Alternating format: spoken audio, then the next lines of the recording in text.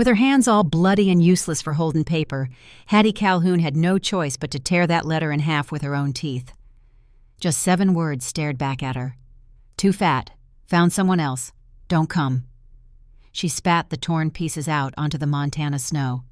Then she went back to dragging a busted board across the frozen dirt, while her 5-year-old boy, quiet as a shadow, held tight to her skirt. Her daughters just watched, seeing the blood from their mama's hands soak into the wood. 14-year-old Ruth reached for a hammer. 9-year-old Pearl picked up a nail. And way up on the ridge above them, some cowboy had reined his horse to a halt. This story traveled 1,500 long miles with Hattie Calhoun. Help it travel a little farther. Go on and subscribe to this channel, leave us a like, and let me know in the comments which city y'all are watching from. This content was carefully researched, developed, and manually edited by our team to deliver meaningful stories with valuable life lessons. Every narrative is crafted to entertain, inspire, and empower our audience. Now, let's get right into it. The fella driving the stagecoach wouldn't even look her way. That was the first bad sign. Hattie had spent 14 days riding across 4 states with that man. Every single morning, he'd tipped his hat. He called her ma'am and helped little Pearl down at every stop. But now, right here at the end of the line in this godforsaken frozen piece of a Montana town, he couldn't seem to meet her gaze. "Ma'am, here's your trunk." He dropped it on the platform and scurried back up into his seat. "Wait," Hattie said, stepping forward. "The gentleman I'm here to meet, Leland Fitch. Can you tell me how to get to his ranch?" The driver grabbed his reins, his jaw just working like he was chewing on something bitter. "Best you ask at the general store, ma'am." He cracked that whip on his horses a whole lot harder than the cold called for, and took off before the dust, or in this case snow, could even settle. "Mama?" Ruth stood there stiff as a board behind her, holding Pearl's hand. Pearl was holding Sam's hand, making a little chain of children on a freezing platform in the absolute middle of nowhere. "Where is he?" "He's on his way." But her hand was already reaching for the letter tucked in her pocket. She'd probably read it 40 times on the long ride from Ohio. Leland's neat handwriting promised, "Come in the spring, there's plenty of room, and the children are welcome. A good life is just waiting for you." A woman wrapped up in a heavy shawl stepped out of the depot office. She glanced at Hattie, then at the children, and then at the one single trunk. "Are you the Fitch bride?" "I am Harriet Calhoun." The woman's mouth made a shape that was somewhere between a grin and a grimace. "Honey, there's a letter for you inside. It's been sitting right there for about 3 days." Hattie's stomach plunged long before her brain could figure out why. She just knew. The same way you know a storm is coming before you hear the thunder. The same way you know the milk's gone sour before you take a sip. "Ruth, you stay here with your brother and sister. I want to come with you. Stay." The depot office had the smell of coal smoke and old papers. The woman just pointed toward the counter. Hattie walked over and picked up the envelope. It was cheap paper, and her name, Harriet, was spelled all wrong. She tore it open. "Too fat. Found someone else. Don't come. Leland." 7 words. She counted them twice because her mind just couldn't accept that 7 little words could tear down 1,500 miles of hope. The depot woman was watching her. "Are you all right, honey? How long have you known?" "Oh, everybody knows. This is a small town. He went and married Dora Perkins about 3 weeks ago." The woman's voice was full of real pity, and somehow that felt a whole lot worse than just being mean. "I'm truly sorry." Hattie folded the letter up neat, stuck it back in her pocket, and walked outside again. Ruth took one look at her face and knew everything. "He's not coming, is he?" "No." Pearl tugged on Ruth's hand. "What's that mean? Where are we going to sleep?" Sam didn't say a thing. Sam hadn't spoken a single word in 2 whole years. Not since the morning they found Walter, all crumpled up next to the forge with a dent in his head the perfect shape of a horseshoe. The little boy just pushed himself closer to Hattie's leg. His tiny hand was clamped around the little toy iron hammer Walter had made for him on his 3rd birthday. "We need to find a room." Hattie scooped Sam up and settled him on her hip. His weight was like an anchor, keeping her steady when the whole world felt like it was about to tip over. "Let's go." The boarding house was run by a Mrs. Phelps. She was a thin woman with thin lips and a real thin supply of patience for women who showed up with trouble written all over their faces. 1 room for 2 nights. Hattie put Sam down and pulled out her money. "How many of you are there?" 4. Mrs. Phelps's eyes took in Hattie's hips, her arms, and the way her coat strained across her shoulders. "And the children's ages?" 14, 9, and 5. "That'll be 60 cents a night with that many of you. Extra for hot water." Hattie laid $1.20 on the counter without so much as an eye blink. 2 nights, Mrs. Phelps slid a key across the wood. "Upstairs it's the last door. The stairs are narrow." She said the word narrow the same way a doctor might say terminal. It was just a fact, and it was final. Hattie grabbed the key and started to climb. The floorboards groaned underneath her, each step sounding like an announcement of her weight to anyone who might be listening. Pearl was counting behind her. 1, 2, 3, 4, 5, 6. "Stop counting, Pearl." 7, 8. Pearl. "I'm sorry, Mama. I count things when I get scared." "I know you do, baby, but we're not scared right now. We're just plain tired." The room had just 1 bed. Ruth stopped cold right in the doorway. 1 bed. "You've slept on worse." "When?" "Last Tuesday. On that hard bench in the stagecoach. You made it through." Ruth slammed her carpetbag on the floor. "Mama, what are we going to do tonight?" "Tonight we're going to sleep, and tomorrow I'm going to find us some work." "What kind of work? We don't know a soul here. We don't have anybody." "The man who was supposed to be here wasn't supposed to do anything for us." Hattie started pulling blankets from the bag, layering them on the bed. "He wrote letters." "Letters are not promises, Ruth. They're just words on a piece of paper." Pearl climbed up on the bed and hugged her knees to her chest. "Can we just go back to Ohio?" "There's nothing left for us in Ohio. There's nothing here either." Hattie stopped what she was doing and looked straight at her oldest daughter. 14 years old, and she was already wearing that look Hattie recognized from her own reflection in the mirror. It was the look of a woman who's figuring out the gap between what life promised her and what it actually delivered. "Ruth, come over here." Ruth didn't budge. "Please." The girl finally shuffled across the room. Hattie took her hands. They were cold and chapped, still a child's hands no matter what they'd been through. "Your father left us that old colt, a draft horse, $272, and whatever sense God gave us. That's a sight more than most women have to start with out here. We are not done. We are just starting over in a different place than we planned. He didn't want us because of how you look." The words stung like a slap, not because they were mean, but because they came from her own daughter's mouth, and they carried the heavy weight of absolute truth. Pearl's eyes got big. "Ruth, that's true," Ruth insisted, pulling her hands away. "I heard that woman at the depot. Everybody in this whole town knows. He saw Mama's photograph and just decided she was too fat for him to marry. That's exactly what happened." Hattie felt her throat tighten up. That old familiar shame crawled right up her neck, the same one she'd been carrying since she was 12 years old when the schoolyard boys would call her Hattie the Heifer. She could fight off strangers. She could fight off the cold.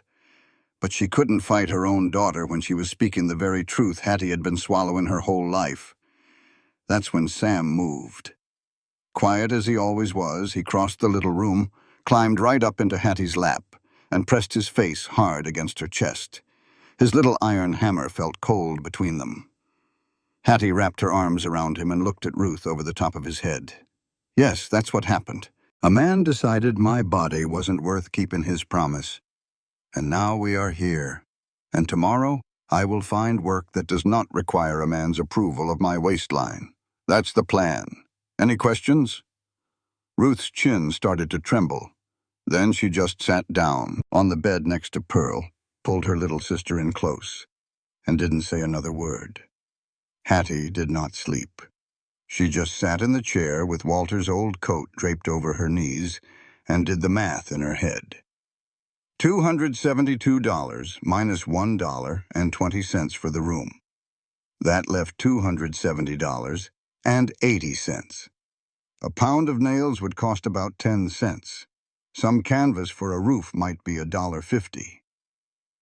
Food for 4 people, if she was real careful, might last them 14 days, maybe 16, if she ate a little less.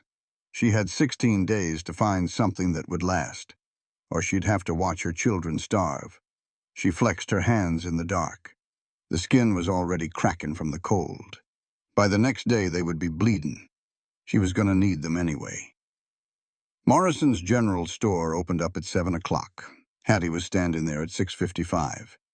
A little bell rang when she walked inside. 3 women standing near the fabric counter turned around like they were all one person. Mr. Morrison stood behind his counter, looking big and jittery. "I need work," Hattie said, keeping her voice steady and loud enough to be heard. "I can cook for 20 men, keep your books right down to the penny, manage a household budget, and I can outwork anybody you've laid eyes on this week. Who is hiring?" Morrison started rubbing his chin. "Well, now, ma'am, winter is a mighty slow time. Folks don't generally—" The tallest of the 3 women stepped forward. She was wearing a silk dress, had a sharp-looking face, and a voice that sounded like a church bell made for spreading gossip instead of singing hymns. "You must be the Fitch bride." "I am Mrs. Opal Whitfield. My husband is the one who runs the bank. I am Harriet Calhoun, and I'm looking for work." "Calhoun," Mrs. Whitfield said the name like she was tasting it. "Not Fitch, so I take it the wedding is off." "Well, how disappointing.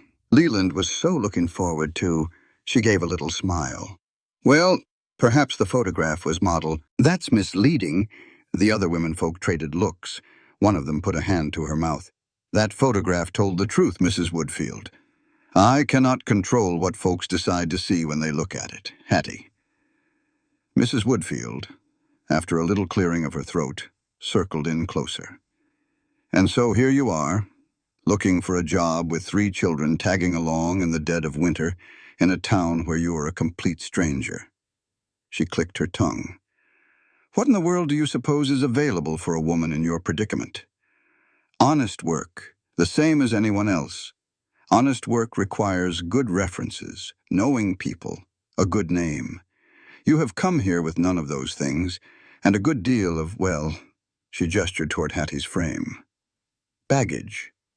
Hattie felt the heat rising in her neck, the burn, that old familiar fire that always made her want to shrink down, to disappear, to take up less space in the world. But she was done with shrinking. "Mrs.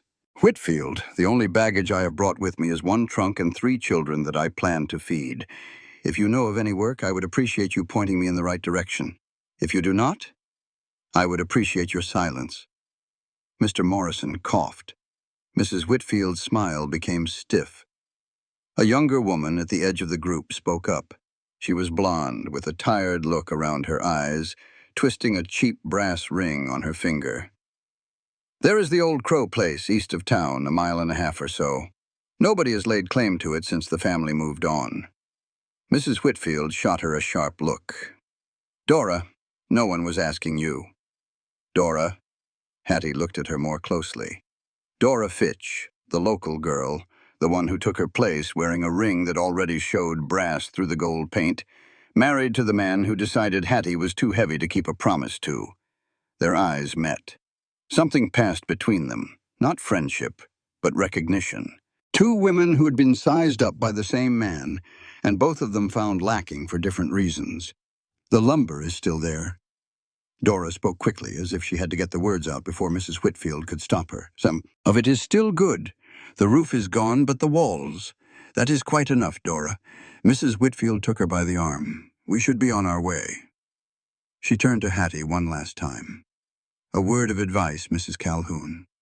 This town has certain standards. A woman alone with your particular challenges might find those standards a bit uncomfortable. I have found that most standards are set by people who have never had to meet them themselves. Good morning to you, Mrs. Whitfield. Hattie bought 10 pounds of nails, a ball of rope, and the cheapest canvas sheet Mr. Morrison had. It cost $3.40. She felt each penny like it was a drop of her own blood. Mr. Morrison bagged up her items, leaned across his counter, and lowered his voice. That crow place is not much, ma'am, but that lumber is free for the taking. And there is a man north of here. He runs a ranch. He has been looking for a cook since old Sarah Moss passed away. His name is Drummond, Jesse Drummond. He is a good man. As far as I know, a quiet type? Why are you telling me this? Mr. Morrison shrugged his shoulders. It was not right what Fitch did. Everybody in town knows it. Most folks just will not say it to your face. You just did, yes. Well, Mr. Morrison looked uncomfortable with his own decency. Good luck to you, ma'am. The walk to the Crow homestead took 40 minutes, walking through snow that was ankle-deep. Hattie carried Sam. Ruth carried the supplies. Pearl counted their steps. 612, 613. Pearl. Honey, you do not have to count every single one. It helps me know how far we have gone, so I know how far we have to go to get back. Ruth looked at the flat white emptiness that stretched out in every direction. If we can go back, we can always go back. Hattie shifted Sam higher up on her hip. We are just not going to. The homestead appeared through the falling snow. Pearl stopped counting. It is broken, Mama, not all of it. Do you see those 2 walls still standing and all that lumber on the ground? That is ours now. Ours? Ruth sounded doubtful. We are building a house. We are building walls. The roof will come later. One thing at a time. Hattie set Sam down against the one solid wall, wrapped Walter's coat around him, and put his toy hammer in his hand. You stay warm, baby. Mama is going to make some noise. She found a rusted claw hammer in the mess of boards and tested its weight. The handle was cracked right down the middle, but it held together with pressure. She wrapped it with rope. Good enough. The very first nail she drove sent a splinter deep underneath her thumbnail. Blood rose up hot against the cold air. She bit down on her lip, wrapped her hand with a strip of cloth she tore from her petticoat, and pulled the next board into place. Ruth appeared right beside her. Show me what to do. Hold this end. Keep it level while I nail it. They worked, mother and daughter. The rhythm of it came easier than Hattie expected. Ruth was strong for 14 years old, much stronger than she appeared, and she did not complain. Pearl sat with Sam, singing hymns their father used to hum, her small voice carrying across the empty prairie like a thread of warmth. The crossbeam went up wrong. Hattie knew it was wrong before the nail was even flush. The angle was pushing the weight sideways instead of straight down. She had watched Walter build their barn. She had watched him correct this exact same mistake a dozen times. She pulled it down. The wood screamed against the nails. She tried again and overcorrected. The third time, Ruth spoke up. A little more to the left, Mama, like Papa used to do it. Hattie adjusted it, drove the nail, and stepped back. It held. Ruth handed her another board. Their eyes met. For the first time since they were at the depot, Ruth did not look angry. She looked like her father's daughter solving a problem with her own hands. Pearl called out, Mama, there is a man on the hill. Hattie's hand immediately found the Colt Dragoon revolver tucked in her waistband. She did not draw it, she did not point it. She just rested her palm on the grip and turned around slowly. 50 yards up the ridge, a rider sat tall in his saddle as still as a fence post, just watching. His horse stomped its foot, wanting to move. He held it steady. Ruth stepped closer to Hattie. Who is he? I do not know. Should we be scared? We should be careful. That is different. The rider watched for a long minute. Hattie watched him right back. She did not wave. She did not call out. She just stood there with blood on her hands and a gun on her hip, and her 3 children behind her, daring the whole territory to tell her she did not belong. The rider tipped his hat, Just a slight movement, barely there. Then he turned his horse to the north and rode up over the ridge until he was gone. Ruth let out a long breath. What was that all about? Hattie stared at the hoofprints filling with snow. I do not know yet. They drove nails until the daylight turned to amber, and their fingers would not close anymore. Pearl counted boards instead of steps. Sam sat in silence, watching with that little hammer pressed to his chest. The frame stood crooked, made of rough green wood that would surely warp in the first real freeze. The crossbeams might hold and they might not, but it was vertical, standing up against the Montana wind like a dare. Hattie stretched the canvas over the top and tied it down with rope at each corner. It was not tight enough, the wind would find the gaps, but it was something between her children and the sky. Come here, all of you. She gathered them under the canvas up against the wall. Pearl tucked into her left side. Ruth sat close on her right, pretending she was not leaning in. Sam climbed into her lap with his face against her chest and his hammer between them. The cold came on hard as the sun dropped. Hattie pulled every single piece of clothing from the carpet bag and layered it all over her children. Both of the dresses, the shawl, Walter's coat. There was nothing left for herself. She pressed her body around them, all 220 pounds of her. Her broad shoulders, thick arms, and wide hips. The body that Leland Fitch had rejected, the body that Mrs. Whitfield had measured with her eyes, the body that had carried 3 children and buried a husband. That body became the wall between her children and the killing cold. Pearl's voice came out muffled against Hattie's side. Mama, you are warm. That is what I am for, baby. Ruth's hand found Hattie's in the dark. She squeezed it once and said nothing. Sam's breathing slowed down against her chest. His grip on the little hammer loosened. He was asleep, the first piece he had shown all day. Hattie stared into the Montana darkness, with snow falling steady through the gaps in the canvas, the frame creaking and the wind testing every nail she had driven. $267.40 left. 13 days, maybe 15. A frame that might survive the night. 3 children breathing against her body. A dead husband's gun cold against her spine. And somewhere to the north, hoofprints were filling with snow, leading toward a man who had watched her work and tipped his hat before riding away. She flexed her torn hands. The blood had frozen in the bandages, making them stiff and dark. Tomorrow those hands would swing the hammer again. Tomorrow, Ruth would hold the boards. Tomorrow Pearl would count, and Sam would watch. And Hattie would build something from nothing, because that was all she had ever been given. Nothing. And that stubborn part of her that just wouldn't quit. The wind started howling something fierce. The canvas groaned under the strain. Then a corner rope gave way with a snap. Cold just flooded in like a river. Hattie shot her hand out, grabbed the flapping canvas, and pinned it to the frozen wood with her bare skin. The frost bit clean through her palm, but she held on tight. Some things you just got to hold on to, because letting go means you lose it all.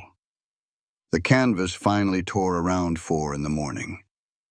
Hattie heard it happen before she felt the cold rush in. It was a soggy ripping sound like something finally giving up. A wave of cold poured through the new hole and washed right over Pearl's face. The little girl jolted awake, sucking in a sharp breath.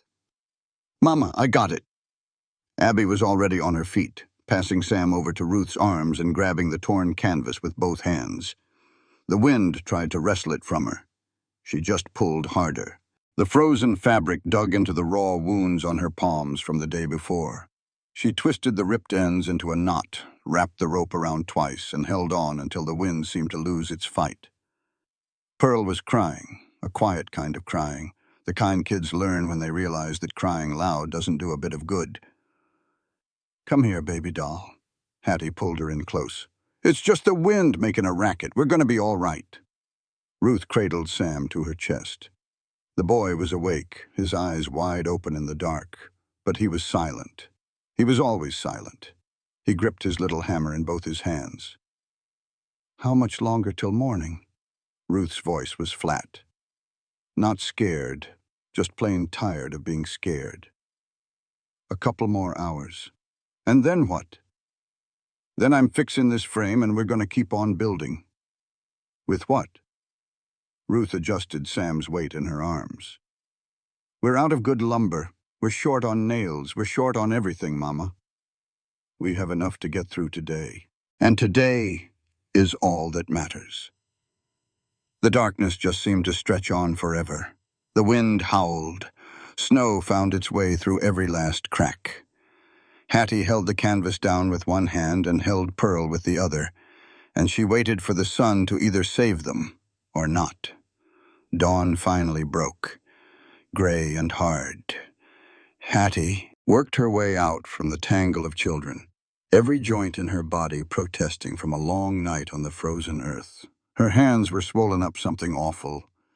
The deep cuts across her palms had split open again, crusted over with dried blood and grime. Ruth was already up, looking over the frame. 2 of the boards had worked loose during the night.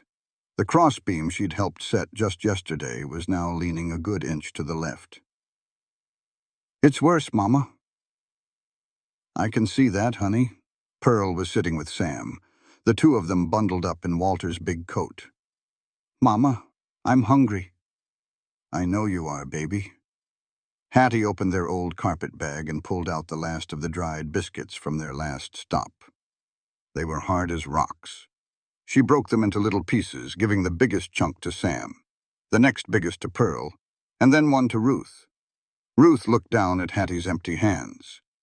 Where's yours? I already ate. No, you didn't. Eat your breakfast, Ruth. The girl took a bite of the biscuit, her jaw set tight with something more than just chewing. Hattie grabbed the hammer, unwrapped her hands, and then wrapped them up even tighter with fresh strips she tore from her petticoat. There wasn't much petticoat left. She figured she'd be tearing up her dress next. The first nail she tried to drive went in crooked. Her swollen fingers just couldn't get a proper grip. She pried it out and tried again. Crooked again. On the 3rd try, she got it in, but it was too shallow. The board still wobbled. Ruth took the hammer right out of her hand. Let me. You don't know how. I watched you all day yesterday, and I watched Papa before that. Just hold the board. Hattie held it steady. Ruth swung the hammer. The nails sank clean and true in 2 strikes. They just looked at each other for a second. There was something new in Ruth's face. It wasn't anger, and it wasn't fear. It was a look of pure determination that was the spitting image of her father. Hattie just said, "Next board." They had just finished rebracing 2 of the corners when Pearl called out, "Mama, that man is back, the one from yesterday." Hattie stood up straight. Her hand went right to the colt at her hip. Ruth tightened her grip on the hammer. The wagon was coming slow through the snow. This time it was not just a lone rider, but a whole wagon, and it was loaded down heavy. It was stacked high with clean, straight pine lumber. There were 2 wooden crates and a big canvas bundle. The man drove at a steady pace, pulling up about 20 feet from their half-built frame. He just sat there for a minute, looking at their work. He was a tall fella, even sitting down. His brown hair was starting to go silver at the temples. A white, faded scar ran from his left temple all the way to his jawline. The way his hands held the reins told you he'd been holding them his whole life.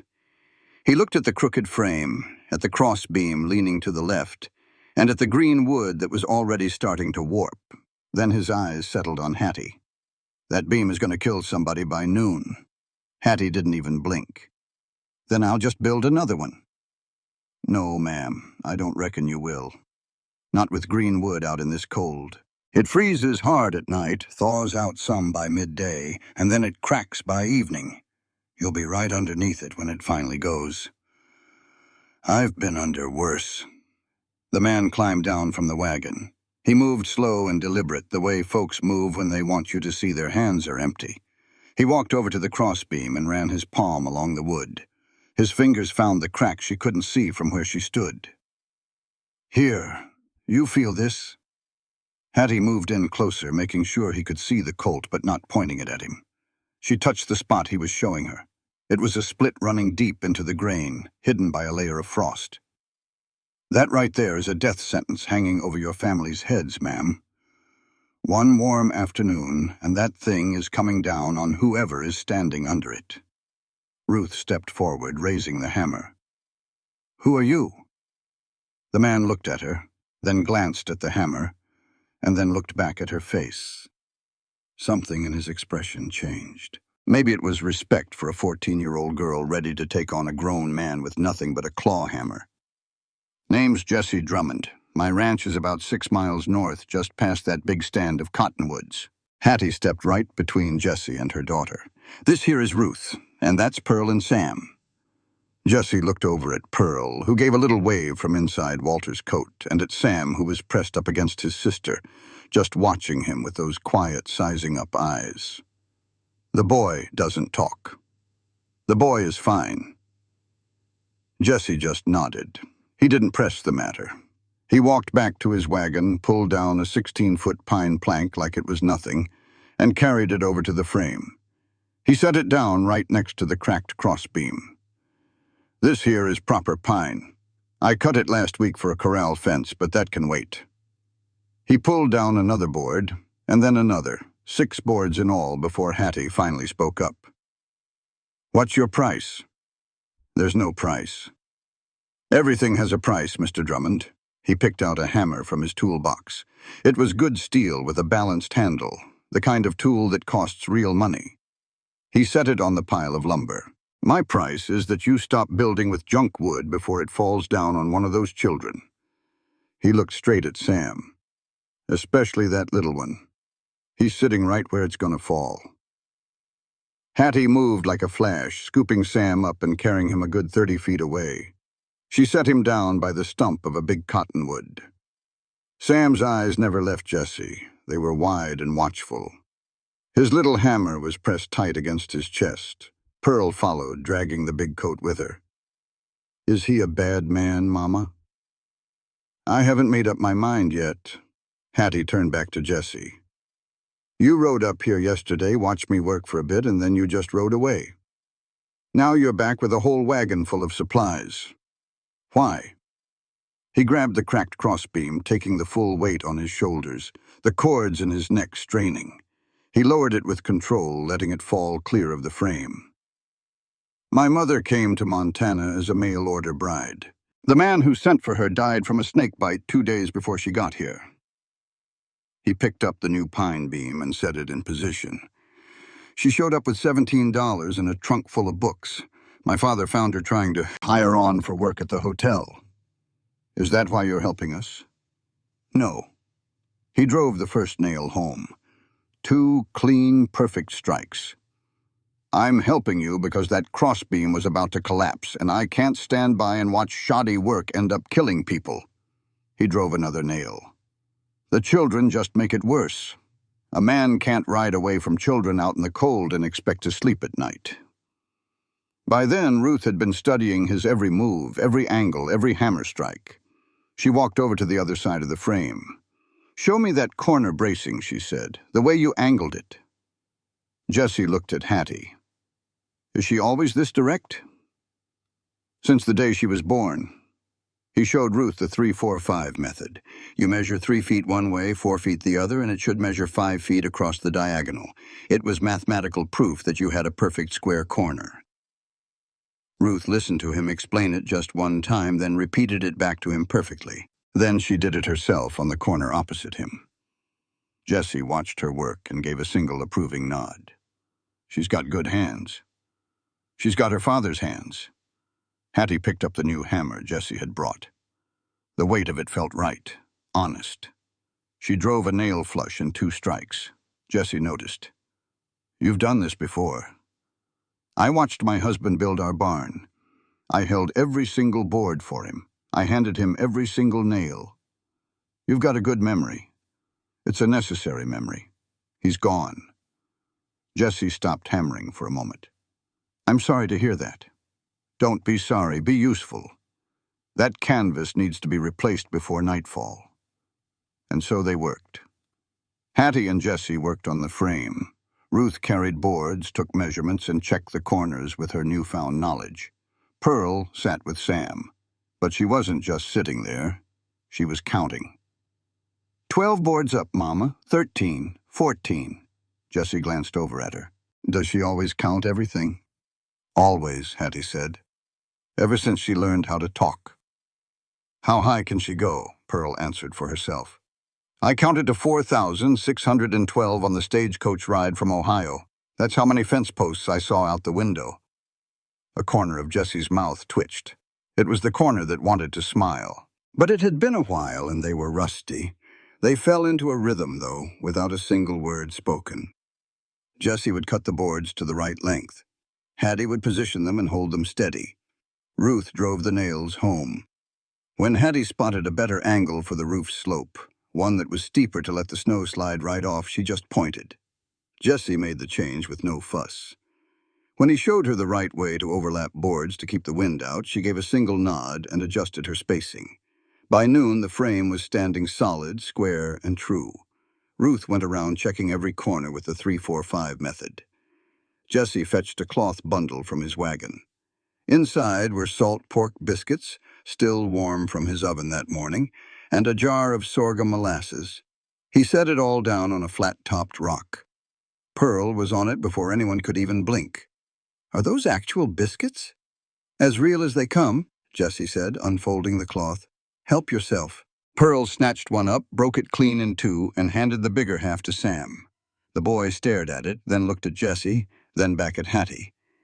It is all right, baby, you can eat. Sam ate slow and careful, his eyes fixed on Jessie the whole time. Ruth picked up a biscuit but did not eat it right away. She stood off to the side, sizing up Jessie the same way she studied problems in her father's workshop, hunting for the weakness. You bring food and lumber to every stranger you find stuck in the snow? Just the ones trying to build with rotten wood, Jessie answered. He poured some coffee from a pot he had warmed over a small fire. He handed a cup to Hattie. She drank it down. It was strong.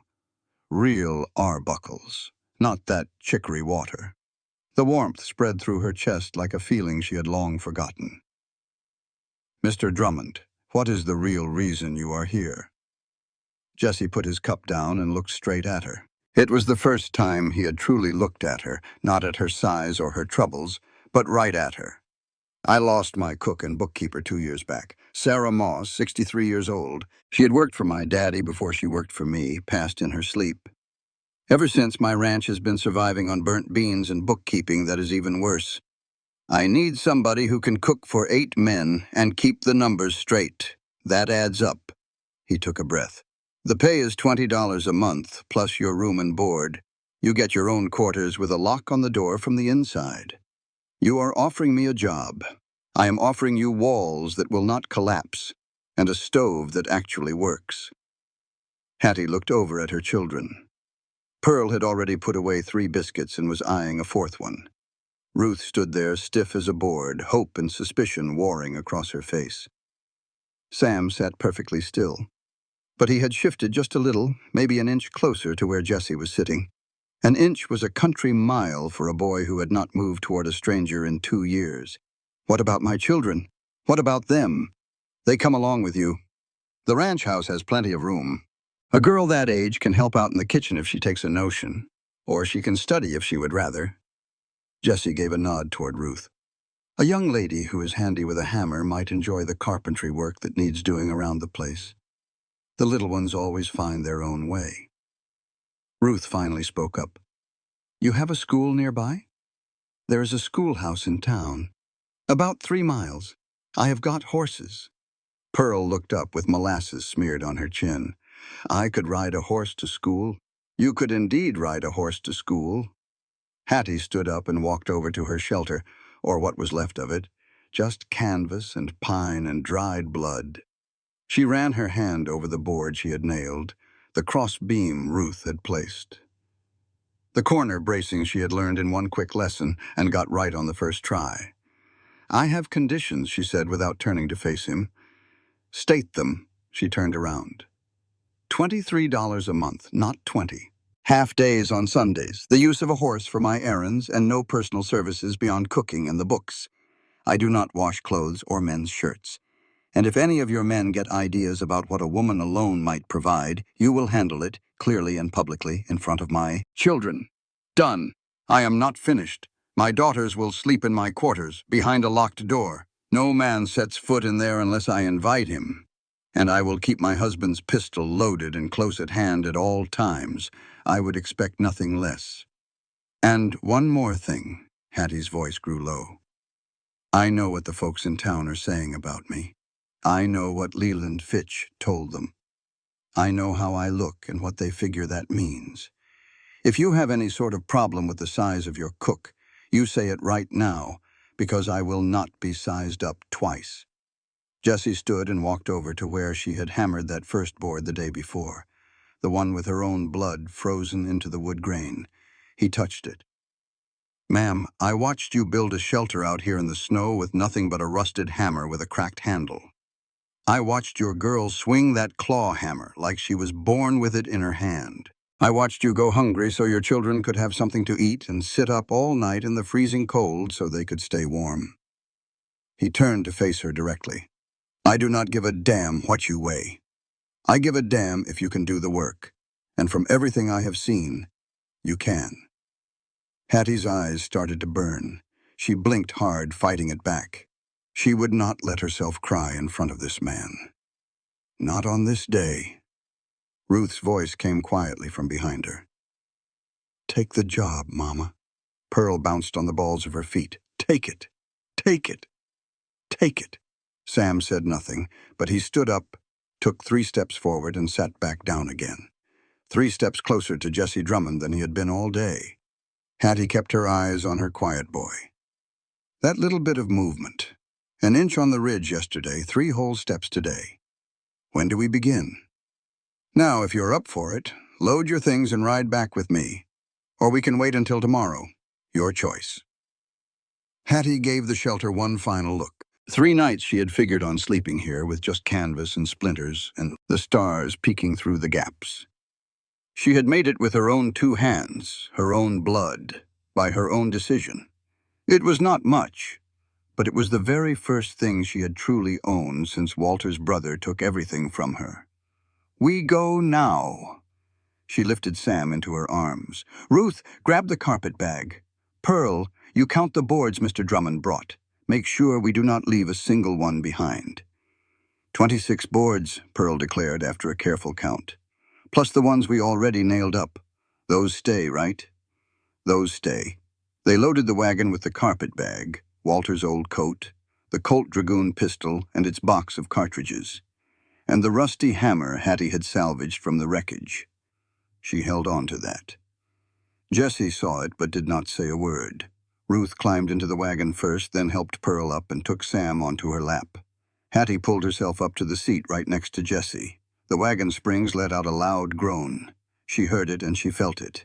Jessie just gathered the reins. He did not react, did not shift his weight away, did not do any of those small, cruel things that people so often did when a heavy woman sat down beside them.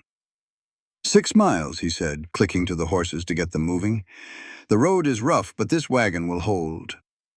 They rode without talking for the first mile, the snow falling softly, the town getting smaller behind them. Pearl started counting fence posts. Ruth held on to Sam and watched the horizon like a lookout, scanning for trouble. Mr. Drummond? Ruth's voice was sharp. You got a wife? No. You ever had one? No. Then why do you have separate quarters with a lock on the door? Because my mother made my father build them 30 years ago, just in case any woman ever needed a safe place to land on this ranch. He did not look back at her. She was a practical woman. So was your mother, from what I can tell. Ruth fell silent after that, but Hattie saw her daughter's shoulders relax just a half an inch, the slightest surrender of her suspicion. Pearl tugged on Jessie's coat from behind. Mr. Drummond, how many horses do you— Call me Jessie. And I counted 23 of them last time. I plan to give them all names. Well, most of them have names already, but I'll give them better ones. That sound came again. A twitch at the corner of Jessie's mouth. It was almost a smile. Not quite, but it was the closest she had seen. The ranch came into view over a gentle hill. Hattie saw it and felt her breath catch in her throat. The main house stood 2 stories high.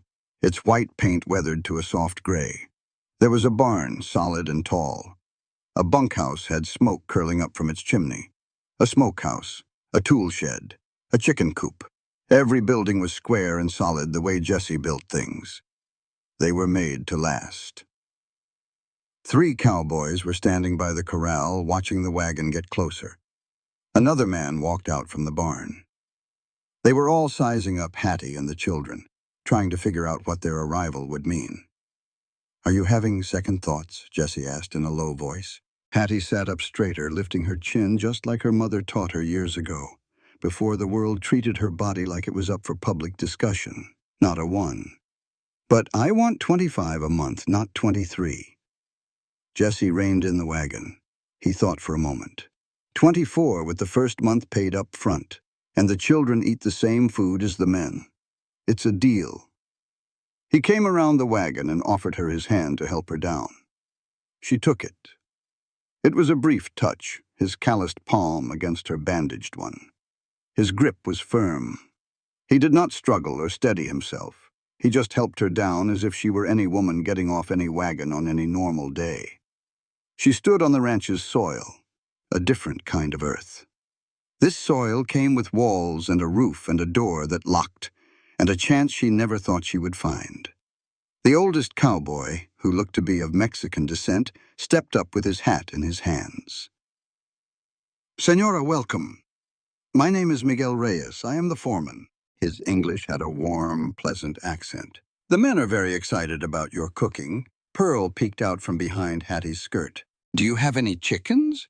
Miguel broke into a wide smile. "We have 17 chickens, señorita. And there is one very mean rooster named Diablo. I am going to count them. Please do, señorita. I am always losing track of them." Ruth had already hopped down from the wagon with Sam on her hip. She scanned the ranch with her sharp eyes. "Which one of those buildings is for us?" Caleb pointed toward the east side of the main house. "It has a separate entrance that connects to the kitchen with a covered walkway. There are 2 rooms. Ruth and Pearl can take one, and you and the boy can have the other. Or you can arrange it however your mother wants."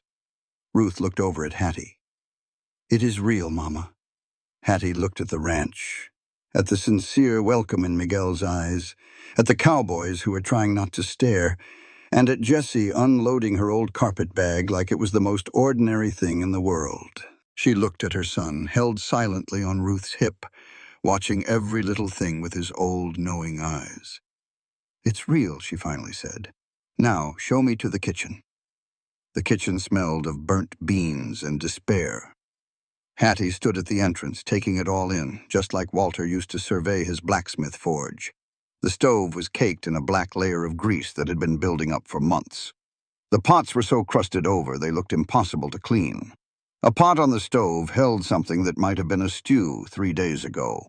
The flour bin was open, and you could see the weevils from 6 feet away. But underneath all the filth, she could see the potential. It had good bones, a solid cast-iron stove, the expensive kind. The shelves and table were sturdy, built by someone who knew their way around a kitchen. Sarah Moss had once made this room the heart of the home. It was just waiting to be brought back to life. "How long has it been this way?" Hattie slid her finger along the counter, and it came away thick with grease. Miguel showed up behind her, holding his hat. "Since Senora Sarah passed on 2 years ago. We men, we do our best, but cooking is not one of our talents." "Who has been keeping the books?" Miguel's expression changed. "That would be Wade Pard, the former," he snorted, "foreman. Senor Jesse fired him 6 weeks ago." "Fired him? Why?" Miguel glanced at Jesse, who had walked up behind them. Jesse gave a single nod. "He was stealing," Miguel said softly. "Small bits at a time, but it was steady. We were never able to prove it, but Senor Jesse, he knew." Hattie opened the flour bin and brushed the weevils out. "Where are the books right now?" Jesse walked into the study and came back with a ledger. He handed it to her without any fuss. She opened it, and her breath hitched. It was pure chaos.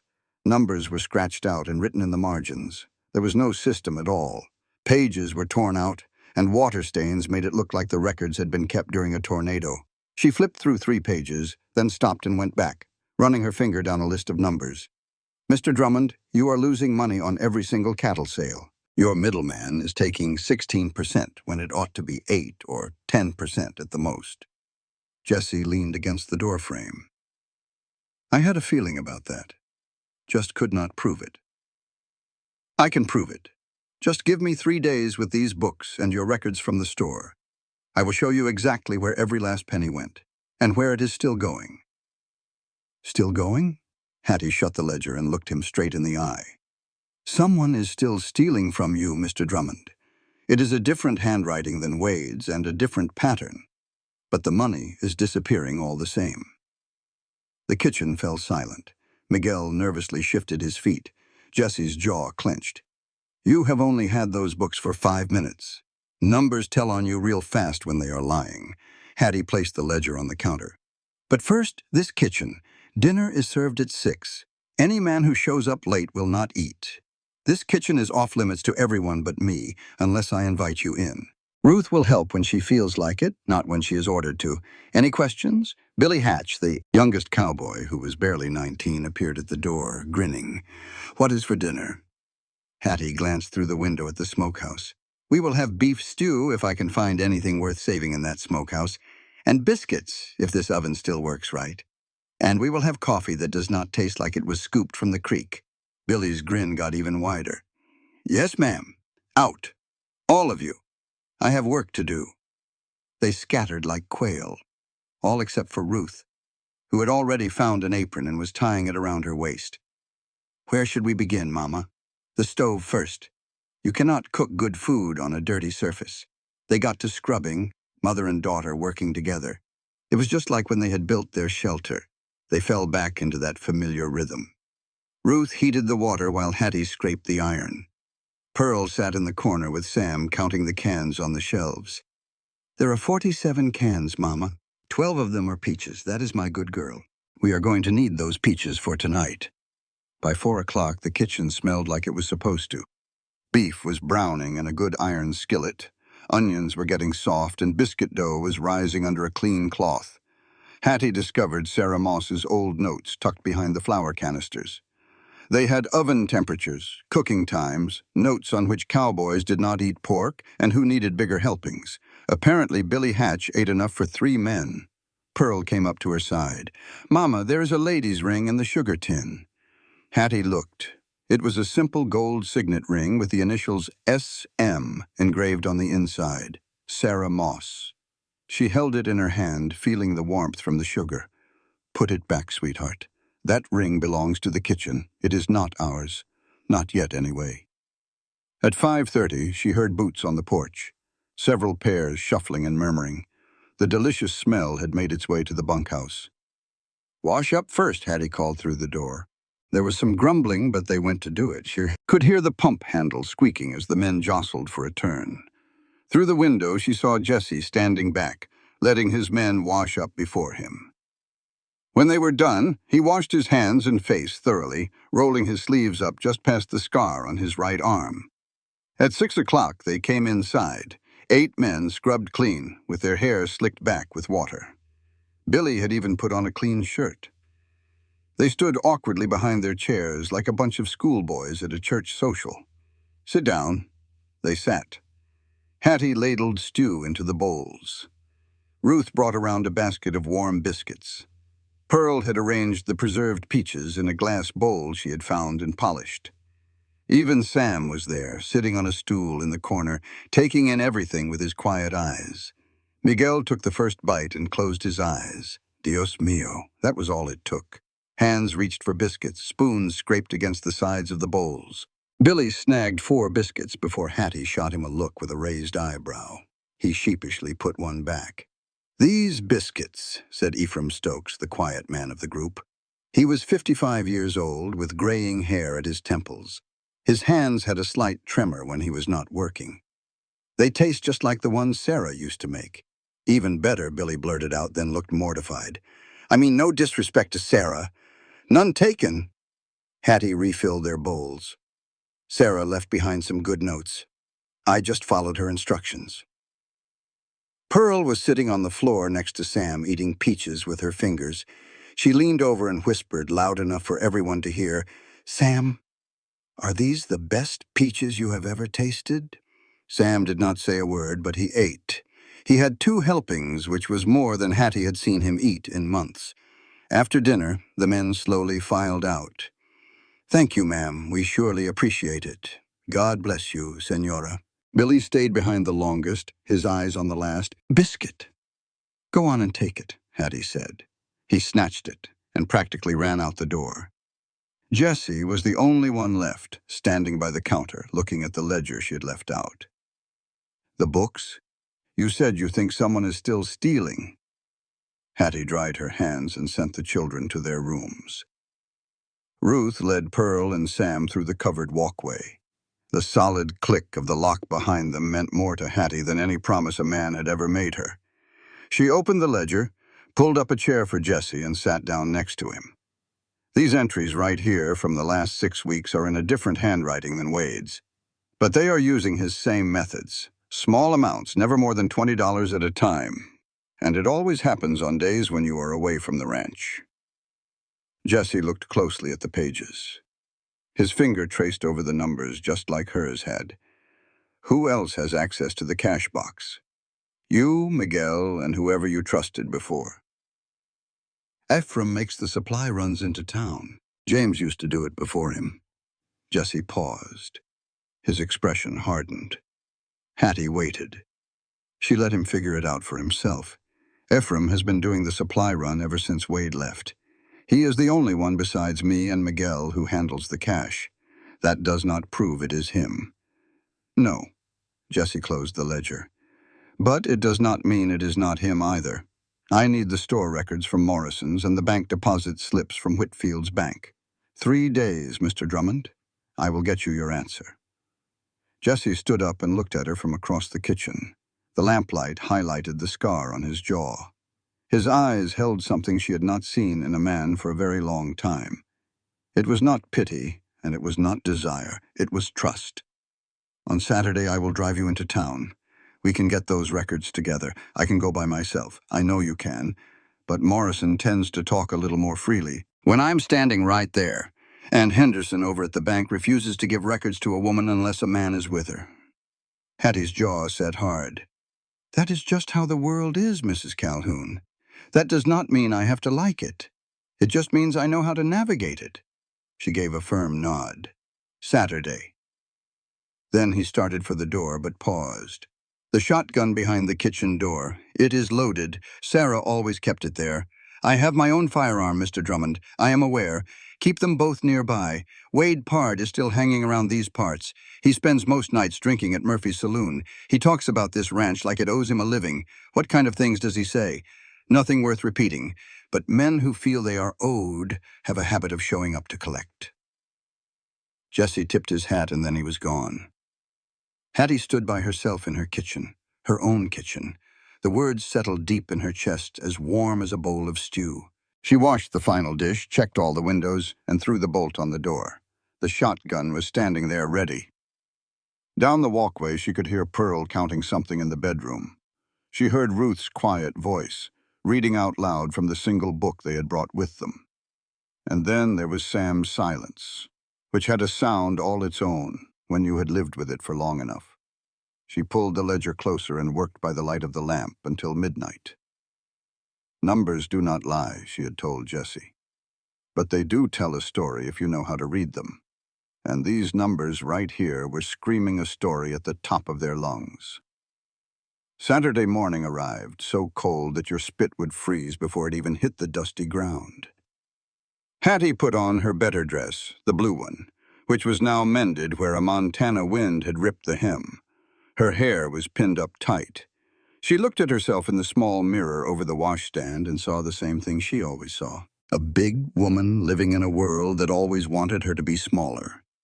Ruth stood in the doorway. "You look nice, Mama." "I look like a woman on her way to town to prove a man has been stealing from her. Nice. Has nothing to do with it." Pearl squeezed past Ruth. "Can I come along? I want to count all the buildings in town. You are staying here with Miguel. He's going to teach you how to feed the chickens. I already gave them all names." The mean old rooster is actually quite friendly if you sing to him." Hattie kissed the crown of her head. "You stay with Miguel, and you listen to your sister." Sam was sitting on the bed, holding his hammer. He looked at Hattie with those eyes of his that could say everything his mouth never would. "I will be back by 3 o'clock, my sweet boy." She gently touched his cheek. He leaned into her hand, just a fraction of an inch, the tiniest movement, but she felt it through her entire body. The buckboard ride into town took a full hour. Jesse was driving. Hattie sat right beside him, holding the ledger on her lap with the Colt Dragoon tucked under her coat. "Did you figure out who is doing the stealing?" Jesse kept his gaze fixed on the road ahead. "I have the numbers. I just need the store records to be certain. But you have a good idea who it is. I suspect that is a different thing." "Is it Eve?" Hattie looked out at the far horizon. "If I am right about this, it is not being done out of greed. It is being done out of desperation. There is a big difference. Stealing is stealing. Yes, but the reason for it matters a whole lot when you are the one who has to decide what to do about it." Jesse grew quiet after that. The horse's breath puffed out white in the frigid air. Morrison's General Store. The bell over the door chimed. It was a different kind of crowd than her last visit. It was a busy Saturday. Ranch families were in town, getting their supplies. But Mrs. Whitfield was there, of course, the queen bee in the center of her hive, dressed in a silk dress with a smile as sharp as a knife. "Why, Mrs. Calhoun? Is it the working girl's day off?" "It is a working girl's working day." Hattie walked straight up to the counter. "Mr. Morrison, I need to look over the Drummond Ranch account records for the last 6 months. Morrison shot a nervous glance at Mrs. Whitfield and then at Jesse. "That is private business, which Mr. Drummond has asked me to handle personally." Hattie kept her voice steady and loud enough to be heard. "Unless there is some kind of problem with his account." "No problem at all." Morrison reluctantly pulled out the ledger. "Not a single problem." Hattie opened it up and ran her finger down the long columns. There. Purchases that were charged to the Drummond account. Tobacco, whiskey, and ammunition, none of which was ever delivered to the ranch. "Mr. Morrison, these purchases right here," she pointed. "Who came to pick them up?" Morrison looked at the delivery log, his fingers fumbling with the pages. Those were signed for by Wade Pard, 2 full weeks after Mr. Drummond had let him go. Jesse's voice came out flat as a skillet. "He has been charging things to my account. He said you had approved it. Said it was his final wages, he told me. I paid that man in full on the day he left." Morrison's face went pale. "I did not know. I swear to you I did not. From this day forward, nothing gets charged to my account without Mrs. Calhoun's written approval." Jesse did not even have to raise his voice. He did not need to. "Is that clear? Yes, sir?" "Perfectly clear." Mrs. Whitfield had drifted closer. Her little flock of followers came with her. Well, how modern. A woman handling the financial matters. Hattie did not even bother to look up from the ledger. A competent person is handling the financial matters. The woman part of it is just a coincidence. Jesse spoke then. "We are headed to Henderson's bank next. Is your husband available, Mrs. Whitfield?" Her smile became stiff as a board. "He is always available for the Drummond account." They crossed the street and went to the bank. Hattie carried the ledger. Jesse walked right beside her, not touching, not close enough to suggest anything, but his presence was felt. Henderson was as thin as his wife was sharp. He had a nervous smile, and the papers were already laid out. "Mr. Drummond, Mrs. Calhoun, what can I do for you today?" "The deposit records for the last 6 months." Hattie sat herself down without waiting for an invitation. Henderson slid the papers across the desk. Hattie compared them line by line, her finger tracing down the columns while Jesse watched over her shoulder. "Right there, these 3 deposits from last month." She marked each one. "They were recorded in the ranch books, but they were never actually deposited into the bank. A total of $90. Jesse's knuckles turned white where he gripped the edge of the counter. Who had the authority to make deposits? You, Mr. Drummond, and Wade when he was the foreman. Henderson cleared his throat. And your current men? Ephraim Stokes. He made one deposit 2 weeks ago. Hattie pulled out her own notebook. That deposit was made in full. $20 exactly. I have the deposit slip right here. But these deposits that are missing were on different dates. She showed Henderson her notes. They were on dates when Ephraim was working the north fence line, a good 40 miles from town. He could not have been in both places at once. Henderson studied the dates closely. She is right. They left with copies of every document. Out on the boardwalk, the cold air hit Hattie's face, and she welcomed it. Her mind was turning faster than the wind.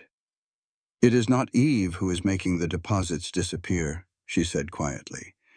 Someone is intercepting them somewhere between the ranch and the bank. Wade is stealing from the store account, but somebody else is skimming off the deposits. Who? I am not sure yet, but I am fixing to find out. From the other side of the street, a slurred voice cut through the cold air. Well, well, if it is not the great Jesse Drummond and his brand new pet. Wade Pard was leaning against the saloon door frame. He was 30 years old, unshaven, with his coat hanging open despite the freezing cold, and a bottle in his hand at 11 in the morning. 2 other men stood behind him, looking uncomfortable, but they were there. Jesse took a step forward. Hattie put a hand on his arm. Let me handle this. She crossed the dusty street. Wade watched her approach. His eyes traveled up and down her body, the way a man's eyes do when they are sizing up a woman's shape instead of her character. Good Lord, Wade laughed. This is what you hired, Jesse? He yelled over Hattie's shoulder. You must have been mighty desperate for a cook. Hattie stopped about 3 feet away from him, close enough to smell the whiskey on his breath. Mr. Pard, I have been going over the ranch's account books. It makes for some very interesting reading. Wade's smirk faltered for a second. I have no idea what you're talking about. I'm talking about $600 in petty theft over the last 8 months. I'm talking about tobacco and ammunition you charged to Mr. Drummond's store account long after you were fired. I'm talking about your signature on receipts that are dated just 3 weeks ago. She paused for a moment. Should I continue? Wade's face turned dark with anger. You do not know a thing, woman. You have only been here for 5 minutes. I have been here long enough to learn how to count. And I count very well, Mr. Pard. Wade took a step forward, so close now that Hattie could see the tiny red veins in his eyes. You think just because you are warming Jesse's bed at night, you have the right to dig into a man's private business? The entire street went silent. People who were walking on the boardwalk stopped in their tracks. Mr. Morrison appeared in the doorway of his store. Mrs. Whitfield watched from across the street with bright, hungry eyes. Hattie did not take a single step back. Every fiber of her being was screaming at her to retreat. Every year she had spent being made fun of for her size, being dismissed because of her body, being measured up and always found to be too much. All of it was screaming at her to make herself smaller. But she did the exact opposite. She stood up to her full height, pulled her shoulders back, and lifted her chin. All 220 pounds of her stood on that frozen street like she'd been planted there by God himself. I sleep in a locked room with my 3 children, Mr. Pard. The only things I warm up are the stove and the account books, and those books tell me that you are nothing but a common thief. Wade's hand twitched, moving toward his belt. Jesse was suddenly right beside Hattie, not in front of her, but beside her. His hand rested on the handle of his own gun, easy and calm. Walk away, Wade, while you still can. This is not over. Wade took a step back. You hear me, Drummond? This is not over. Not by a long shot. He jabbed a finger toward Hattie. And you watch your back. Accidents happen on ranches, especially to people who do not belong there. He stumbled back into the saloon. His friends trailed after him, one of them muttering, Jack, come on now, just let it go. The street seemed to take a collective breath. People started moving again. Mrs. Whitfield scurried into Morrison's store, already putting together the story she would tell. Jessie looked over at Hattie. You all right? Hattie's hands were trembling. She pressed them flat against her skirt to make them stop. I need some fabric. The kitchen curtains are rotted clean through. That is what you are thinking about right now? Curtains? I am thinking about 12 different things right now, Mr. Drummond. Curtains are just the only one that is safe to say out loud. Inside Morrison's store, Hattie picked out some blue and white calico. It was practical enough for kitchen curtains and maybe for the children's room, too. Her hands grew steady as she handled the cloth. It was familiar, normal, something she could control. A soft, apologetic voice came from behind her. Mrs. Calhoun had turned around. It was Dora Fitch, Leland's wife, the very woman who had told her about the Crowell homestead. Up close, Dora looked even worse than before. She was thinner, with a yellowing bruise on her wrist that she kept trying to cover with her sleeve. "I just wanted to say," Dora began, then stopped and started again. "What Leland did to you, it was not right. The letters he sent, the promises he made. I told him he should write a proper letter and explain things. He just said, 'Let her figure it out for herself.'" Hattie kept her voice even. "And I did." Dora twisted her brass ring, the one where the gold paint was already wearing off. "We are not doing so well. Leland is not much for working. It turns out that promises are all was any good at." Hattie heard something familiar in Dora's tone, a sound she recognized deep in her bones. It was the sound of a woman trying to speak a truth that had no words. Hattie's gaze fell to the ugly bruise on Dora's wrist. Dora saw her notice and yanked her sleeve down in a hurry. "If you ever find you need a place to land," Hattie said softly, "the Drummond Ranch has strong walls and a door that bolts." Tears welled up in Dora's eyes. She blinked them away and turned her head quick. "I need to go. Leland is waiting." Through the mercantile window, Hattie saw Leland Fitch leaning against a hitching post. He was the man who had called for her, the one who wrote such fine letters about the future they would share. The man who took one look at her picture and decided that 220 pounds was far too much woman for the promises he made. He looked just like a man who would leave a mark on his wife's arm and call it a sign of his affection. Jessie finished loading their supplies. Hattie pulled herself onto the buckboard, making the springs cry out. She closed her eyes for a single breath, letting the memory pass. "Dora Fitch," she said once they were clear of town. Jessie stared straight ahead at the road. "I saw the mark on her. How long has it been?" "Probably since the wedding. Leland Fitch has a mean temper, a taste for whiskey and not a whole lot else. She won't ever leave him. No, not today. But now she knows where she can run when she is ready." They rode the rest of the way in a silence that was almost comfortable. As they reached the turnoff for the ranch, Hattie finally spoke again. "I figured out who is taking the bank deposits." Jessie's knuckles turned white on the reins. "Tell me who." "Not right now. We will talk tomorrow after the church service. I just need to be sure about one more thing." "Who is it, Hattie?" She looked toward the ranch, now visible in the distance. She could see the bunkhouse where Ephraim Stokes was likely sitting this very minute, his hands trembling as he worried about his daughter in Austin, who was dying from consumption. "First, I need to be sure. Then we can all decide what kind of justice this ranch stands for." Jessie pulled the wagon up to the kitchen door. Pearl flew out before it even came to a complete stop. "Mama, I counted all 17 chickens and Diablo only nipped me one time. Miguel says I am a natural." Miguel showed up right behind her, a big grin on his face. "The little lady has a way with animals. Even that Diablo respects her." Ruth came out then, holding Sam on her hip. The little boy's eyes went straight to Jessie, and they stayed there for a long moment. Then he looked over at Hattie and reached right for her. She took him and held him tight. His little toy hammer was pressed between them, just like always. Through the kitchen window, she could see Ephraim walking over to the bunkhouse. He paused, and he looked back at her. Their eyes met clear across the yard, and his shoulders just slumped. He was carrying a secret that was getting too heavy to hold. He knew that she knew. The only thing left to wonder was what he was going to do about it. Hattie carried Sam inside, shot the bolt on the door, and got started on supper. The account books could wait for tomorrow. Tonight, her children needed to be fed, and her own hands needed a rest. And somewhere out there, Wade Pard was likely drinking up enough courage to do something foolish. She checked the shotgun she kept behind the door. It was loaded. She checked the Colt on her hip. It was ready. Then she started making biscuits, because some things you just have to do with shaking hands and a steady heart, and feeding your family is one of them.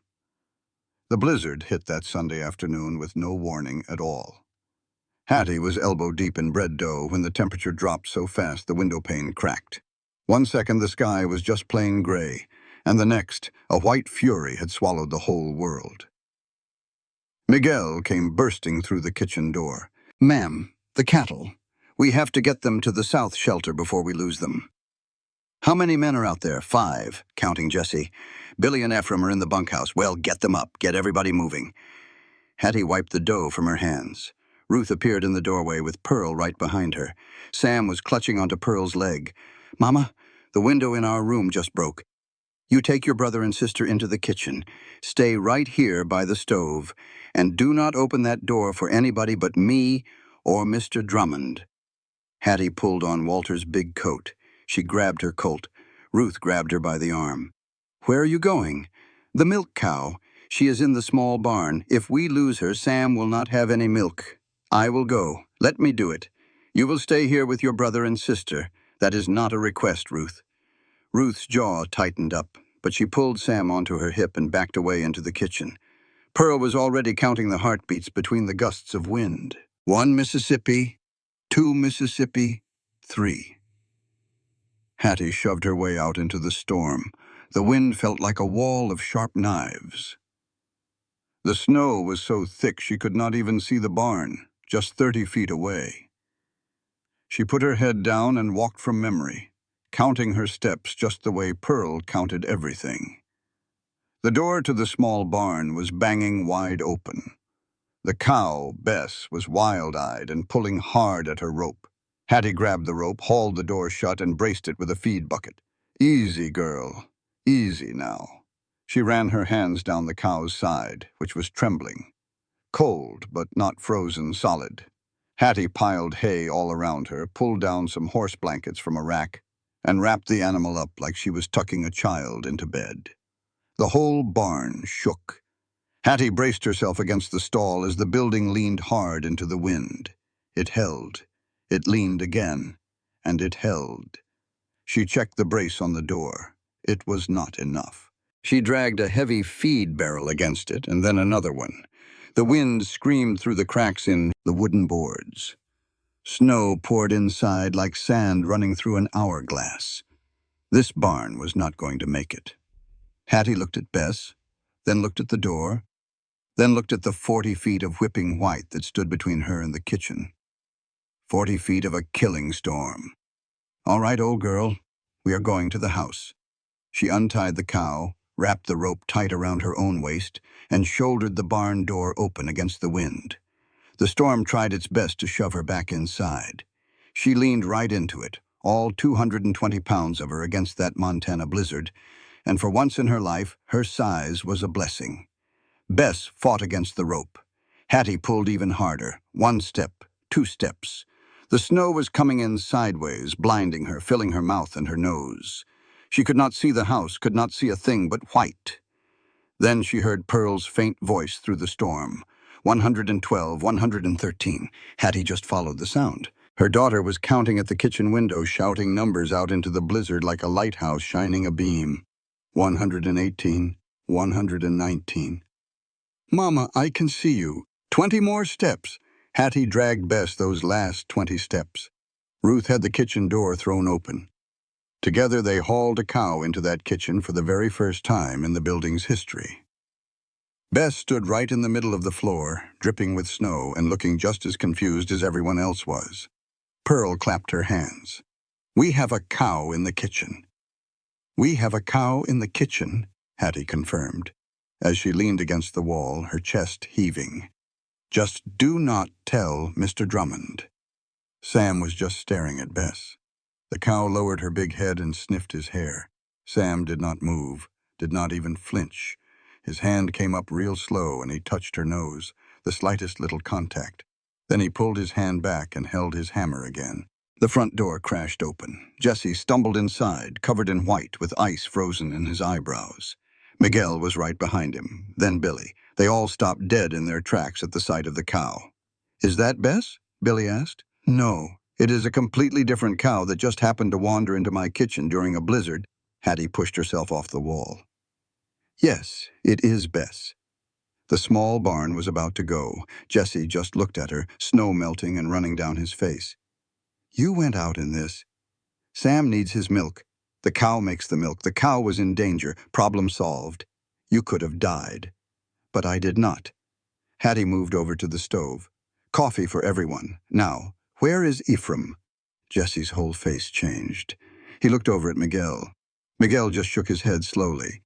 "He was out riding the north fence line when the storm hit," Miguel said. "We called for everyone to come in. He never came." Hattie's hands froze over the coffee pot. "How far out is the north fence? 4 miles. Jesse was already pulling his coat back on. "You cannot go back out in this. We do not have a choice. A man is out there all alone in a killing storm 4 miles away. Then take Miguel with you, and take a rope between you so y'all do not get separated." Jesse looked at her, and it was the same look he had given her back at the Crowell homestead. It was not surprise, not really. It was more like recognition, like seeing someone speak a language he thought only he knew. "Ruth," Hattie called out, "Mr. Drummond needs some dry socks, the thick wool ones from our trunk." Ruth brought them without a single question. Jesse took them, and he held Hattie's eyes for just a second longer than he needed to. "Keep that door bolted." "I know what to do with a door, Mr. Drummond. Go find your man." They left. The storm swallowed them up in 3 steps. Billy stood at the window with his face pressed against the glass. But there was nothing out there to see but pure white. Hattie bolted the door, checked the shotgun, and checked her Colt. She moved Bess over to the far corner of the kitchen where she could not kick the stove. Then she started the coffee. Pearl sat on the floor right next to Sam. "Mama, is Mr. Ephraim going to die?" "No, baby, how do you know?" "Because Mr. Drummond will not let him." Hattie poured hot water into the coffee pot. "And because Ephraim Stokes has a daughter down in Austin who needs him to be alive. Men with daughters do not die so easy." The storm raged on for 2 hours. The longest 2 hours Hattie had lived through since the morning they found Walter on the floor of the forge. She kept the coffee hot. She kept the stove fed. She kept Pearl counting and Ruth busy and Sam quiet in his corner with Bess standing over him like some kind of 4-legged angel. Billy just paced, talking to fill the quiet, the way young men do when they are scared. "Jesse is the toughest man I know, ma'am. One time he rode 30 miles in a thunderstorm just to find a lost calf. He found it too. Carried it all the way back on his shoulders." Hattie poured Billy a cup of coffee. "Sit down. Drink this. Pacing is not going to bring them home any faster." Ruth spoke up from the window. "Riders are coming." Everybody moved at once. Hattie grabbed the shotgun. Billy went to the door. Through the cracked window you could see shapes forming out of the white. 2 horses. 2 riders. One of them was slumped over in the saddle. Hattie threw the bolt. Jesse came through the door first, holding Ephraim up. Miguel was on the other side. Ephraim's face was a gray-blue color. His hands were just hanging limp. The frostbite was turning his fingers the color of old candle wax. "The stove," Hattie ordered. "Get him over by the stove. But not too close. You have to warm him up slowly or you will kill him. Ruth, get blankets. Billy, get hot water, but not boiling. Just lukewarm. Pearl, I need you to count for me." "Count what?" Pearl's eyes were wide. "I need you to count to 60 over and over again. Every single time you get to 60, you tell me. That is how we will keep track of the minutes. Can you do that for me? 1, 2, 3, 4. Ephraim's eyes fluttered. He tried to say something. His lips were all cracked and bloody. "Do not talk," Hattie said. She unwrapped his hands. The left one was bad. 3 fingers were white and stiff as a board. The right one looked better. It was still pink down at the base. She put his hands into the lukewarm water. He screamed. I know it hurts. Keep them in there." She held onto his wrists while he thrashed around. Jesse just watched. His own hands were raw, red, and starting to swell up. He had given Ephraim his gloves somewhere on the ride back. Hattie saw it and pulled him over to the counter without saying a word. She poured warm water over his hands. He did not scream. His jaw was working, but no sound came out. 60, Pearl called out. Good girl. Keep on going. Miguel stood dripping wet by the door. Jesse's horse found him. Ma'am, Ephraim was buried under a snowdrift. Another hour, and we would not have found him until the spring thaw. Ephraim's eyes found Hattie through all the pain. His mouth moved. She leaned in close. My girl, Annie, in Austin? If I do not make it, you are going to make it. Hattie kept his hands down in the water. You are going to lose some skin on those fingers. Maybe a tip or two, but you are keeping your hands. Do you hear me? You are keeping your hands, and you are going to write your daughter a letter this week telling her that you are alive and foolish, but alive. Tears cut clean tracks through the ice on Ephraim's cheeks. I stole from him, from Jesse. I have been... I know. The kitchen went completely silent except for Pearl, who was still counting. Ephraim looked at Hattie. Then he looked at Jessie standing right behind her. You know, numbers do not lie, Ephraim. Hattie's voice was soft. I have known since my second, a single day. Jessie took a step closer. Hattie could feel him right behind her, coiled as tight as a rattler before it strikes. How much was it? Jessie's voice was low, with an edge that could cut you. Ephraim squeezed his eyes shut. $130 over the last 2 months. My Annie. She is at the consumption sanitarium down in El Paso. It costs $50 a month. I just could not. His voice cracked. I wrote down every cent. I kept a record. I told myself I was just borrowing it, but stealing is stealing, no matter what name you put on it. 60! Pearl yelled from the other room. Is that enough, Mama? You keep on counting, sweet girl. Jessie just stared at Ephraim. For 8 years, this man had kept the books for him. 8 years of solid trust. I was going to pay it all back, every single penny. Ephraim pulled his hands from the wash basin, hissing in pain. Look in my bunk. There is a ledger book under the mattress. It has every amount, every date, and I even figured the interest. Hattie looked at Jessie. His jaw was clenched so hard she could see the muscle twitching. Mr. Drummond, she said in a quiet voice, can I have a word with you in the other room? They moved into the hall and Hattie pulled the door mostly shut. What are you thinking of doing? I should fire him. Send him on his way with nothing. That is what I ought to do. That is one way to handle it. That man nearly froze to death tonight because he was too ashamed to come back here when the storm rolled in. He was running, Mr. Drummond. He was running from what he had done. If Miguel had not found his horse's tracks, he would be buried under all that snow right now. Jesse sagged against the wall, rubbing his worn-out hands over his face. My mother used to tell me trust is a stone wall. You build it one rock at a time. If it falls, you have to build it back the same way. He looked at her from between his fingers. You are telling me I should keep him on? You need to decide what kind of ranch this is going to be. Is it a place that tosses a man into a blizzard for making a desperate move, or is it a place where a man can face his mistakes and work to make them right? He is a thief, and he is a father. Both of those things are true, as the day is long. Jessie was silent for a good long while. From the other room, they could hear Pearl counting. They heard Ephraim's shaky breaths. Billy was talking low to Miguel. His daughter, that sanitarium, $50 a month. That is what the man said. Jessie stood up straight and pulled something out of his pocket. It was a brass key, a perfect match to the one he had given Hattie for her own room. If I agree to this, he stays on at half his pay until the debt is settled. The other half will be sent straight to the sanitarium. You will handle the payments.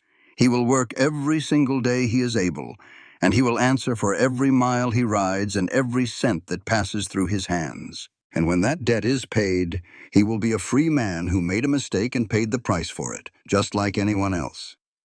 They all went back inside. Ephraim looked up from his spot by the stove. His face was a picture of a man just waiting for the axe to fall. Jesse stood right over him. "You stole from me, you lied to my face, and you put this entire ranch in danger." "I know." Ephraim's voice was just a crackle. "I will pack my things tonight, as soon as I can feel my hands again. You will do no such thing." Jesse pulled a chair over and sat down, eye to eye with him. "You will stay. You will work off what you owe for half your wages. The other half goes directly to the Annie Sanitarium. Mrs. Calhoun will handle the money. Your daughter will write to you every month. We are all invested in her getting well now." Ephraim just stared. His chapped lips moved, but for a long moment no sound came out. "Why? After what I did? Why would you do this?" "Because sometimes good men do bad things when they're pushed to the wall." Hattie stepped forward. "And because this ranch needs every hand it can get, especially in the winter, and most especially right now." Ephraim's head fell forward, his broad shoulders began to shake. This big, weathered cowboy, 55 years old and tough as old boot leather, was weeping right there in the kitchen with a cow standing in the corner and a 9-year-old girl calling out the seconds. "60, Pearl announced. "That is a lot of 60s, Mama. Can I stop now?" "You can stop, sweetie. You did a perfect job." Sam made his move. Nobody noticed at first because nobody was looking his way. The boy slid down from his stool, walked across the kitchen floor, right past Bess the cow, past Billy, past Miguel, and he stopped right in front of Ephraim Stokes. He held out that little hammer of his. Ephraim looked at it through his tears, then looked at Sam's face, that serious, quiet face that had not said a word in 2 long years. Sam pushed the hammer a little closer, insistent. "It is what a child does, offering up their most precious treasure to someone who is hurting because they do not know what else to give." Ephraim took it. His frostbitten fingers could hardly wrap around the small handle. He clutched it to his chest, the same way Sam always held it. "Thank you, son." His voice was barely a whisper. Sam stood there for another second. Then he turned, walked back across the kitchen, climbed right into Hattie's lap, and buried his face in her chest. Hattie wrapped her arms around the boy and held him tight. Ruth had seen the whole thing from the window. Her eyes were shining, but she would rather die than let a soul see her shed a tear. She turned away, making herself busy with the coffee pot. The storm was finally letting up. The wind still howled, but its killing rage was gone. Through a crack in the window, stars were peeking out between the fast-moving clouds. Jessie came to stand beside Hattie, looking at Sam in her lap and at the little hammer now in Ephraim's hands. "He gave away his hammer," Jessie said softly, "just for her. He will want it back, but he needed Ephraim to have it more right now." How does a 5-year-old boy know something like that? Because he lost his own father. He knows what broken looks like. He knows what helping looks like, too. He just does not have the words for it yet. The kitchen door blew open, slamming against the wall. It was not the storm. It was boots. Several pairs of boots. Wade Pard stumbled in with a pistol in his hand and 3 other men right behind him. They were drunk, every last one of them. They were full of whiskey nerve and bad ideas. Nobody move a muscle. Wade waved the gun around. His eyes were blood red. His coat was torn clean through. He had ridden through that blizzard, fueled by pure spite. Jessie took a step forward. Hattie grabbed his arm. "Wade." Jessie's voice was flat. "You sure picked a bad night to come calling?" "I picked the perfect night." Wade let out an ugly laugh. "The whole town is snowed in. Nobody is coming to help you. It is just us. About to have a little talk about what I am owed. You're not owed a thing. 8 years. Wade's voice cracked and went high. "For 8 years, I kept this place afloat. I held it together when you were too busy mourning over Sarah to lift a finger. And what do I get for it? Thrown out on my ear, replaced by some big woman who cannot keep her nose out of things." Pearl whimpered. Ruth pulled her in close. Sam burrowed deeper into Hattie's chest. Hattie stood up and placed Sam into Ruth's arms. Every man in that room watched her stand to her full height. 220 pounds of pure grit, stepping right between a drunk's pistol and her family. Mr. Pard, you want to talk about what you are owed? Let us have that talk. She kept her voice calm and steady, the same tone she had used on Mrs. Whitfield, the same one she had used at Morrison's store. $600 in small thefts. Store charges made under Jesse's name after you were let go. Cattle sold on the side to a buyer down in Fort Worth. 15 head at $30 a pop. Wade's gun hand was shaking. How do you know about that cattle? Miguel counts everything, Mr. Pard. Dead cows leave bones. We count 'em and we burn 'em. But there are not any bones for those 15 head because they never died here. You sold them. Wade's friends started shifting their feet. One of them, a skinny fellow with a nervous look, spoke up. Wade, you said we were just coming here to talk. Shut your mouth, Carl. Hattie took another step toward him. Now here is what is going to happen. You're going to put that gun away. You're going to get on your horse and ride out of here tonight. You're going to keep on riding until Montana is just a distant memory. And we are going to forget all about the cattle theft that would land you in prison for 10 years. Or what? Or I will file charges on Monday morning with Sheriff Thompson. I have the records from Morrison's. I have the bank records. I have your signature on the store receipts. She paused. And I have the bill of sale from the buyer in Fort Worth. Your name in your own handwriting. 15 head of Drummond cattle sold under false pretenses. You are lying. Wade lifted the gun, pointing it toward her face. You do not have any bill of sale. Miguel's voice came from behind the stove. She is telling the truth, my friend. I wrote to Fort Worth myself. The buyer was more than happy to send a copy. He stepped out into the lamplight, holding that old Colt Navy steady as a rock in his hand. Now put the gun down. Billy appeared from the hallway holding a rifle. Ephraim pushed himself up from his chair, swaying but on his feet, clutching that little iron hammer of Sam's like it was a six-shooter. Wade looked around the room, counting the guns, counting the faces looking back at him. Why, even Bess the cow looked like she was staring him down. Carl grabbed Wade's arm. We are leaving, right now. This whole thing is not worth getting killed for. Wade shook him off. His gun hand shook even worse. The barrel of the gun moved between Hattie and Jesse and Miguel. This is not finished, Drummond. You hear me? It has been finished for a while, Wade. Jesse's voice had no anger left in it, just a tired kind of certainty. You just had not caught on yet. Wade holstered his pistol. He did it clumsily, nearly dropping the thing. He jabbed a finger at Hattie. This is your doing. Everything was just fine until you showed up. Hattie looked right at him. She really looked, past the fury, past the whiskey, past all the cruelty. She saw what she had seen in Jack Randall's bones in that old ledger.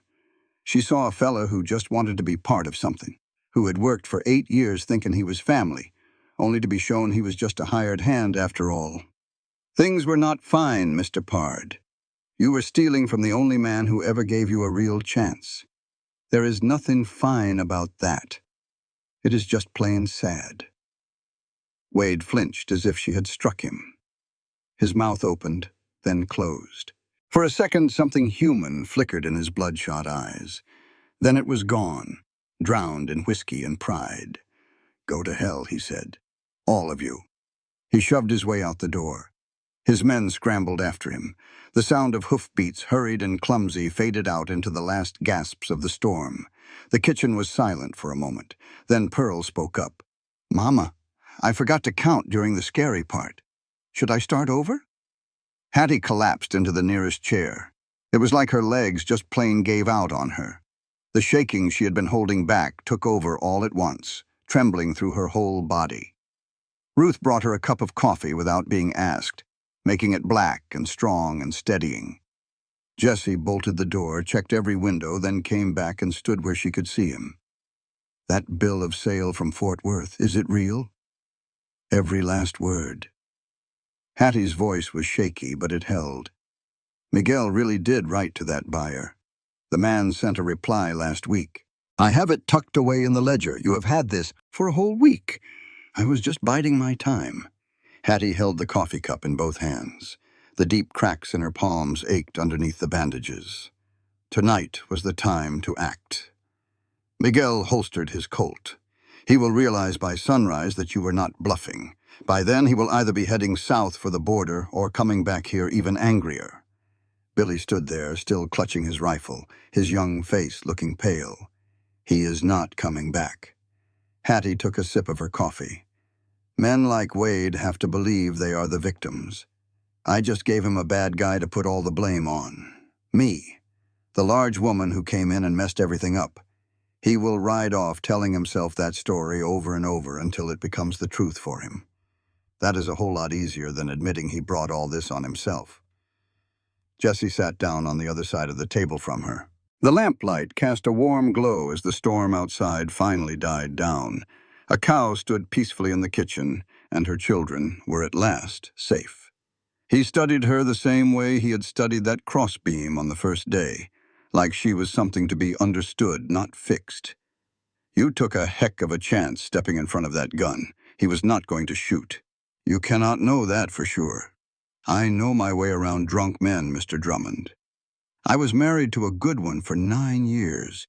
Drunk men with a crowd just want to be seen. They do not actually want to kill anyone. Wade needed people to witness his supposed grievance. You cannot have witnesses if you shoot them all. Jessie slowly shook his head. You figured all of that out while a gun was pointed right at your face. I figured it out while I was making biscuits 3 days ago. Tonight, I just stood where I knew I needed to be. Sam had already fallen asleep in Ruth's arms. Pearl had curled up on the floor beside Bess, using the cow's side as a pillow. Ruth sat stiffly, holding her brother, her eyes glued to the door as if it might fly open again at any second. "Ruth," Hattie said gently, "it is all over now. You can get some rest." Ruth's back stayed rigid for another moment. Then she finally relaxed. She leaned her head back against the wall, still holding Sam in her arms, and closed her eyes. Hattie glanced over at Ephraim, who was still on his feet, still holding Sam's hammer. The frostbite on his fingers had begun to swell up. He was going to need some proper medical attention. Sit down before you fall over, and please give me back my son's hammer." Ephraim sat down. He held the hammer out to her, but then he paused. "That son of yours, he is truly something special. All of my children are special, Mr. Stokes. Now, let me take a look at those fingers." She tended to his hands in the dim lamplight as the storm outside took its final breath. Jessie added more wood to the stove. Miguel went to check on the animals. Billy dozed off in a chair, his rifle lying across his lap. Bess the cow just chewed her cud and watched all of them, with the calm wisdom of an animal who had somehow found herself in a kitchen during a blizzard and just decided to roll with it. Hattie finished wrapping up Ephraim's hands. The left one was going to leave a scar. He might lose the tip of his little finger, but he would get to keep his hands. He would be able to write that letter to Annie. Through the window, the first stars began to peek through the clouds. The storm had passed. The full extent of the damage would be clear in the morning light. But the house had stood strong. The people inside had stood strong. Hattie leaned her head against the back of the chair. Her gaze found Jessie from across the room. He was watching her. Not her body, not her size, but her. She met his gaze for 3 heartbeats. Then she closed her eyes and let the silence wash over her. The morning light revealed the damage in plain sight. Hattie stood on the porch with a cup of coffee in her bandaged hands and began to tally up what the blizzard had stolen from them. 3 sections of the fence were down. The small barn had collapsed, just like she had been afraid it would. Shingles had been torn off the roof of the bunkhouse. The chicken coop was leaning dangerously to the left. Diablo the rooster stood proudly on top of it, looking like a general surveying a battlefield. Pearl came up to stand beside her, already counting. 7 fence posts are broken, Mama. 8, 9. That one is just leaning. Does leaning count? Leaning definitely counts. Everything counts. Jessie came around the side of the house. He had been up before the sun, checking on the cattle with Miguel. The look on his face told the whole story before he even opened his mouth. "We lost 4 head. They were frozen solid up in the north pasture. The rest of them made it to the shelter. It could have been worse. It could have been a whole lot worse." He stood next to her on the porch, not quite touching, but close enough for her to feel the warmth from his body in the cold air. "We need to talk, Hattie." It was the first time he had used her first name without putting Mrs. in front of it. She noticed, and he noticed that she noticed. "After breakfast," she said. "The men need to be fed first." She cooked for 11 people that morning. The cowboys ate, as did she, Ruth, and Pearl. Sam sat on his little stool, eating biscuits and watching Bess through the window. They had moved the cow to the main barn as soon as it was light out. Pearl had insisted on walking her there herself, singing to her the entire way. Ephraim sat at the table with his hands wrapped up thick. He could not even hold a fork. Billy cut up his meat for him without even being asked. There was no fuss made about it. It was just one man helping out another. Ephraim's eyes got a little misty, but he blinked it away and ate his food.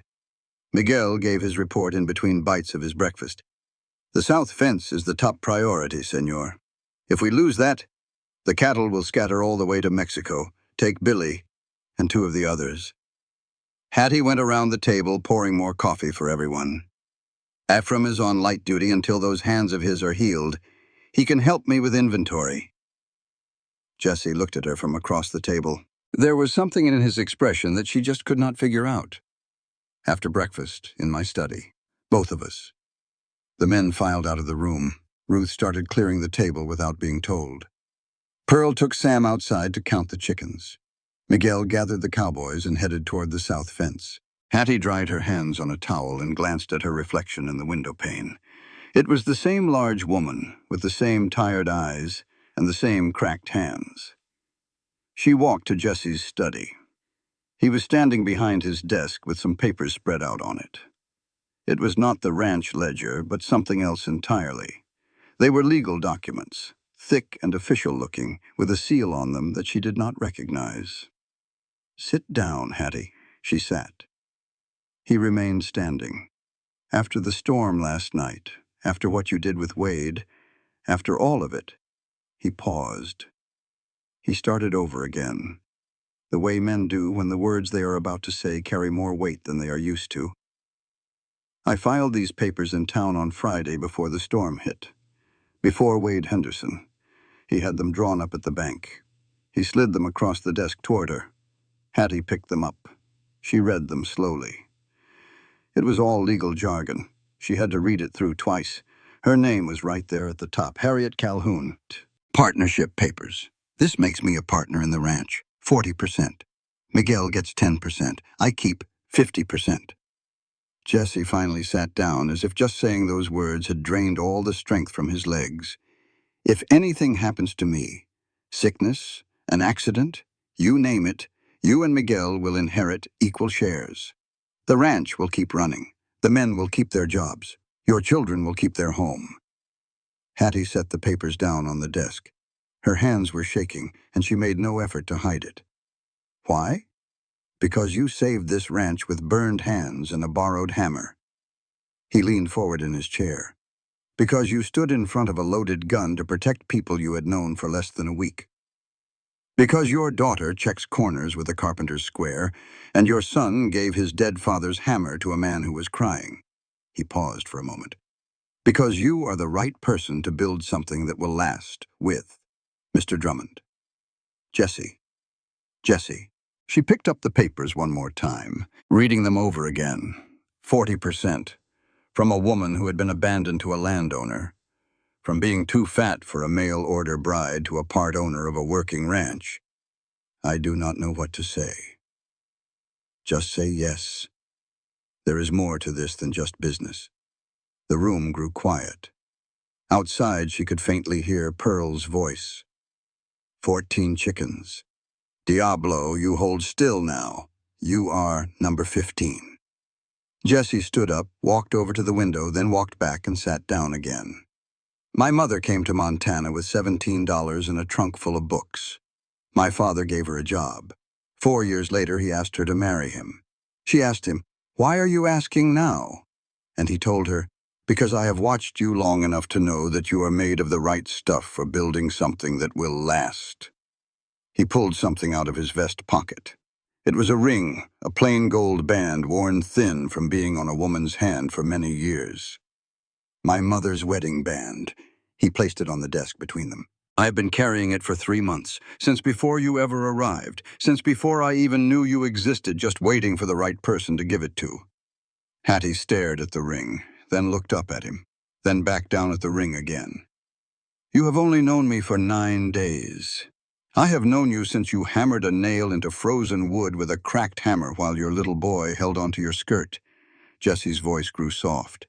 I have known you since you walked across the street and stood face to face with a woman who wanted to make you feel small. Since you walked through a blizzard for a milk cow. Since you stepped in front of a loaded gun and talked a drunk man into running away instead of shooting. That is not knowing someone. That is just watching someone. That is exactly what knowing someone is. It is watching what a person does when everything is falling apart around them.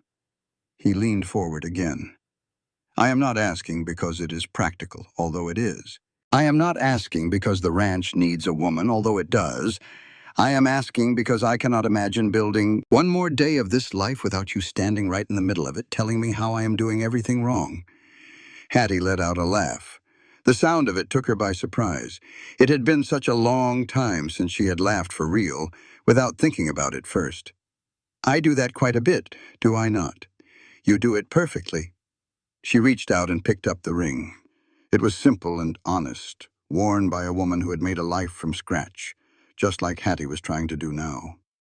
The old gold seemed to catch the lamplight and hold it. My children will be mine to raise, but I will let them be yours if you will have them. Not to replace their father, but to build on what he started. Ruth is going to test your patience every single day. I am looking forward to it. Pearl will give a name to every cow and try to count every blade of grass on this entire ranch she has already started. And Sam, Hattie's voice grew soft. Sam has not said a word in 2 years. There is a chance he might never speak again. That is a heavy load, and not every man wants to help carry it.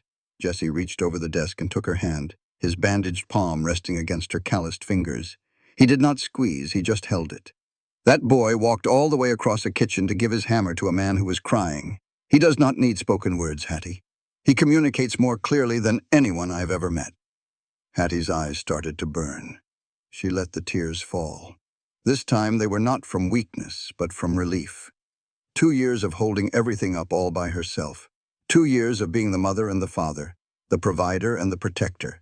2 years of being told she was too much, only to find out she was never enough. She slid the ring onto her finger. It fit as if it had been made for her.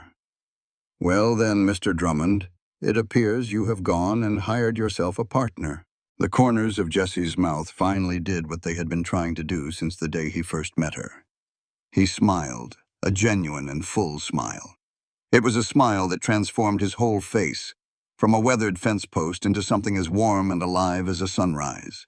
We have to do this today, he said, before Henderson can file those papers come Monday, and before the whole town gets wind of it. Before Marcus Holloway and his lawsuit.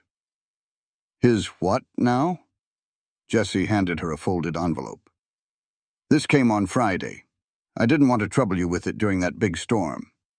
It read, Marcus Holloway and Amy Holloway versus Harriet Calhoun. Breach of contract. It claimed damages for all the costs of bringing her to Montana. Hattie read the whole thing through once. Then she read it all over again. After that, she started laughing so hard it was the best anyone had felt since the blizzard hit. He's suing me, she said, shaking her head. The man who scribbled too fat on a piece of paper is taking me to court for breaking a contract. For what kind of damages? A stagecoach ticket for $40. Room and board he promised for $20. And for emotional distress, $100. Emotional distress. Hattie had to wipe the tears from her eyes. He's the one who distressed me for 1,500 miles with just 2 little words, and he's the one claiming his feelings are hurt? The judge wants everyone in his chambers Monday morning at 9 o'clock. Jesse took the paper from her. But if we're married by then, he'll be suing a married woman. And a lawsuit like that can't move forward without her husband's permission. And I sure as heck don't give my permission for a single thing Leland Fitch has to say. You've really thought this through. It's been the only thing on my mind for 3 whole days. Hattie got to her feet, paced to the door and back again, her fingers tracing the ring on her hand. Go find the preacher. Jessie was already out the door before the words completely left her mouth. Hattie went looking for Ruth and found her in the kitchen, scrubbing pots with her back turned. Hattie just stood there a moment watching her daughter work. Only 14 years old, and life had already made her tougher than any child ought to be. She was already stronger than most women Hattie knew. Ruth. The girl turned around and her eyes went straight to her mother's face, then down to the ring. Oh, Mama, come here. Ruth walked right across the kitchen. Hattie took both of her daughter's hands in her own. They were rough, like a carpenter's hands, the kind that could drive a nail straight and true with a single swing. I need to know that you're okay with this. Ruth glanced from the ring back to her mother's eyes. She worked her jaw the way she always did when she was trying hard not to cry. Do you love him? I will. It's growing, but it's the slow and honest kind of growing, like all good things. Does he love you? He loves the things I can build. He loves the way I work. He loves that I stand my ground when other folks would run. The rest of it will come in time. Papa would want you to be happy. Papa would want us to be safe. Happiness is something we can build for ourselves later. Ruth gave her mother's hands a firm squeeze. Then do it. Go on and build it. Just then, Pearl came bursting through the door. Mama, there's a preacher riding up the road and Jesse is waving his hat at him like a crazy fella, and Miguel is crying and Billy is trying to find a shirt that's clean, and what in the world is going on? We're getting married, sweetheart. Well, Pearl was completely quiet for about 2 seconds, which might have been the longest she'd ever been silent in her life. Today? Today. Can I be the flower girl? There aren't any real flowers because of the blizzard, but I found some dried ones up in Sarah's room, and I already counted them. There are 14 of them. Yes, Pearl, you can be the flower girl. Pearl disappeared in a flash. Her voice trailed down the hallway as she counted again. 14 flowers, maybe 15 if I can split that really big one. Hattie went to her quarters and put on the blue dress. It was mended and clean, the finest thing she owned. She took the pins out of her hair, brushed it out, and then pinned it right back up. She looked at herself in the small mirror. A big woman in a simple blue dress with a plain gold ring on her finger and scars running across both of her palms. She wasn't beautiful, not the kind of woman a man might have ordered from a catalog, but she was standing tall in a place she had earned with her own grit and by her own choices. She opened her old carpet bag and found the photograph, pressed flat inside the back of her mother's ledger. It was her, 5 years younger, standing next to Walter in his Sunday best. It was the very same photograph she had mailed to Leland Fitch, the one he had looked at right before writing, "Too fat." She held it in her hand for a long moment. Then she placed it on the dresser, face up, so everyone could see.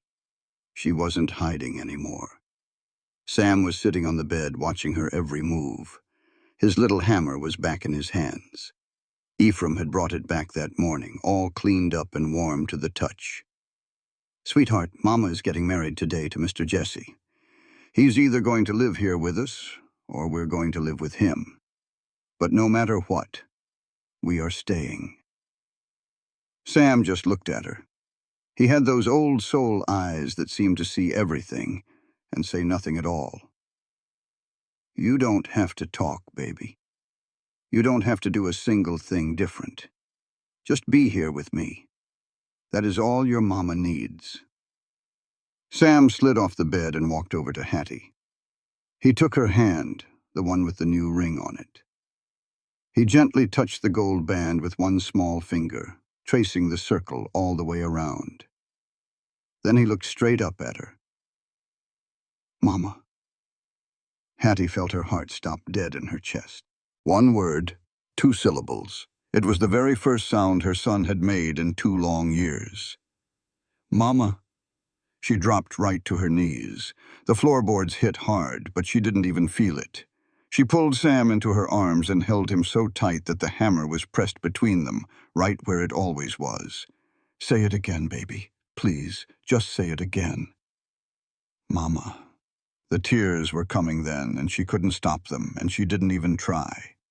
2 years of complete silence had just been broken by a single word in a tiny room in Montana, and nothing in Hattie's entire life had ever sounded so wonderfully loud. Ruth appeared in the doorway. She must have heard Sam's voice because her hand flew up to cover her mouth. Pearl came crashing in right behind her.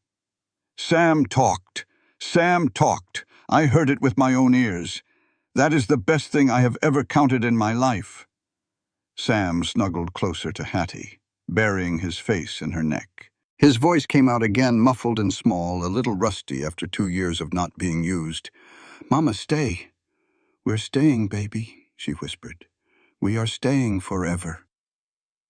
The wedding took place right there in the kitchen, because that room was the true heart of a home, and Hattie was not about to have it any other way. Preacher Collins stood near the stove, holding his Bible, trying his best not to stare at the faint outline of a cow stain on the floorboards. 8 cowboys stood along the walls in their Sunday finest, which for most of them meant a clean shirt and a look of pure nervousness. Miguel was Jesse's witness, his old Colt pistol swapped out for a flower that Pearl had strong-armed out of a dried bouquet.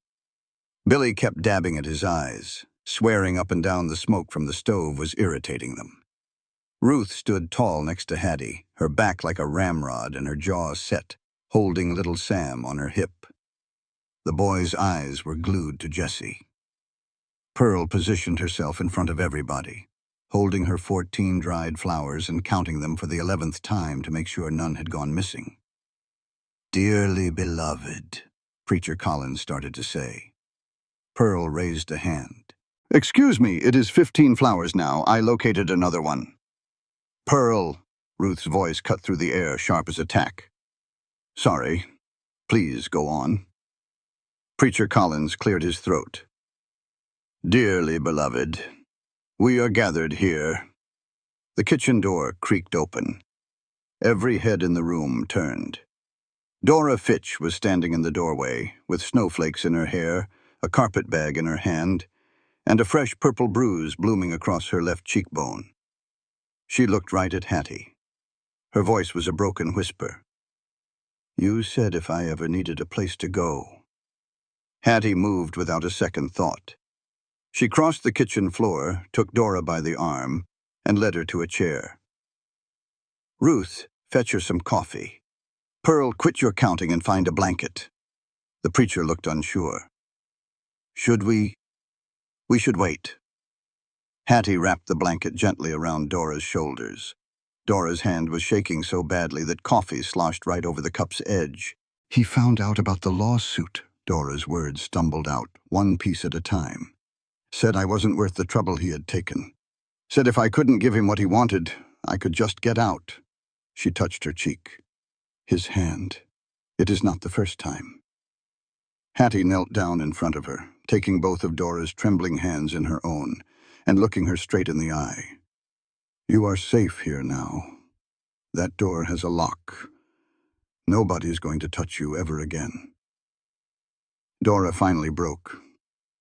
It was the kind of sobbing that comes from a place much deeper than tears.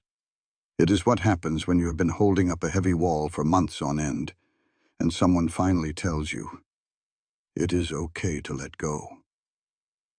Jesse stepped forward. "Mrs. Fitch, you are welcome in this house for as long as you need." He then turned to Miguel. "Ride into town. Tell Sheriff Thompson that Leland Fitch laid his hands on his wife. Ask him to pay the man a visit." Miguel was already reaching for his hat. "With pleasure, senor." Hattie looked at Jesse, the man who was about to be her husband, standing in his own kitchen and offering a safe haven to the wife of the very man who had cast her aside. He was not doing it for show or for his reputation, but simply because it was the right thing to do. "Preacher," she said, "let us finish this." Preacher Collins cleared his throat for a third time. He had clearly given up on anything being normal. "Dearly beloved, we are gathered in this kitchen with all these witnesses, and and everything else to join this man and this woman in holy matrimony. Jesse took Hattie's hands, both of them, scarred and bandaged, but so strong. He held them like they were the most precious things he had ever touched. "Do you, Jesse Drummond, take this woman?" "I do," Jesse said, not even waiting for the rest of it. "Been waiting long enough." Preacher Collins could not help but smile. "And do you, Harriet Calhoun, take this man?" Hattie looked at Jesse, at the old scar on his jaw, at the hands that had pulled Ephraim from a snowdrift, and at the eyes that had never once looked at her body and seen anything but a woman who knew how to build. "I do." Pearl threw all 15 flowers at the same time. They hit Jesse square in the face. He did not even flinch. Billy gave up his act about the smoke and just cried right out in the open. Ephraim held up Sam's hammer in his bandaged hands as if he were making a toast. Ruth stepped forward. She looked at Jesse with those keen, measuring eyes of hers. Then she offered him her hand, the way a woman offers her hand to a man she has finally decided to trust. It was not a young girl's gesture, but a woman's. Jesse shook it, firm and equal. "Take care of my mother, Mr. Drummond. She is the strongest person I've ever known. But even strong people need someone to hold the board steady while they drive the nail." Jesse nodded. "And you keep checking my corners, Miss Ruth. I have a feeling they will need it." Sam tugged on Hattie's skirt. She looked down at him. He reached up with both of his little arms. She lifted him and settled him on her hip. He looked at Jesse, his old soul eyes weighing and measuring the man. Then Sam did something he had not done with any man since his father Walter passed away. He leaned forward, reached out his hand, and placed his small hand flat on Jesse's chest. Jesse froze. He swallowed hard. His eyes grew bright. Sam's voice came out, tiny and clear. "Stay." It was just one word, the same word he had once said to Hattie. It was the biggest word a boy who had lost his father could ever give to a man who wanted to take his place. Jesse put his own hand over Sam's, covering it completely.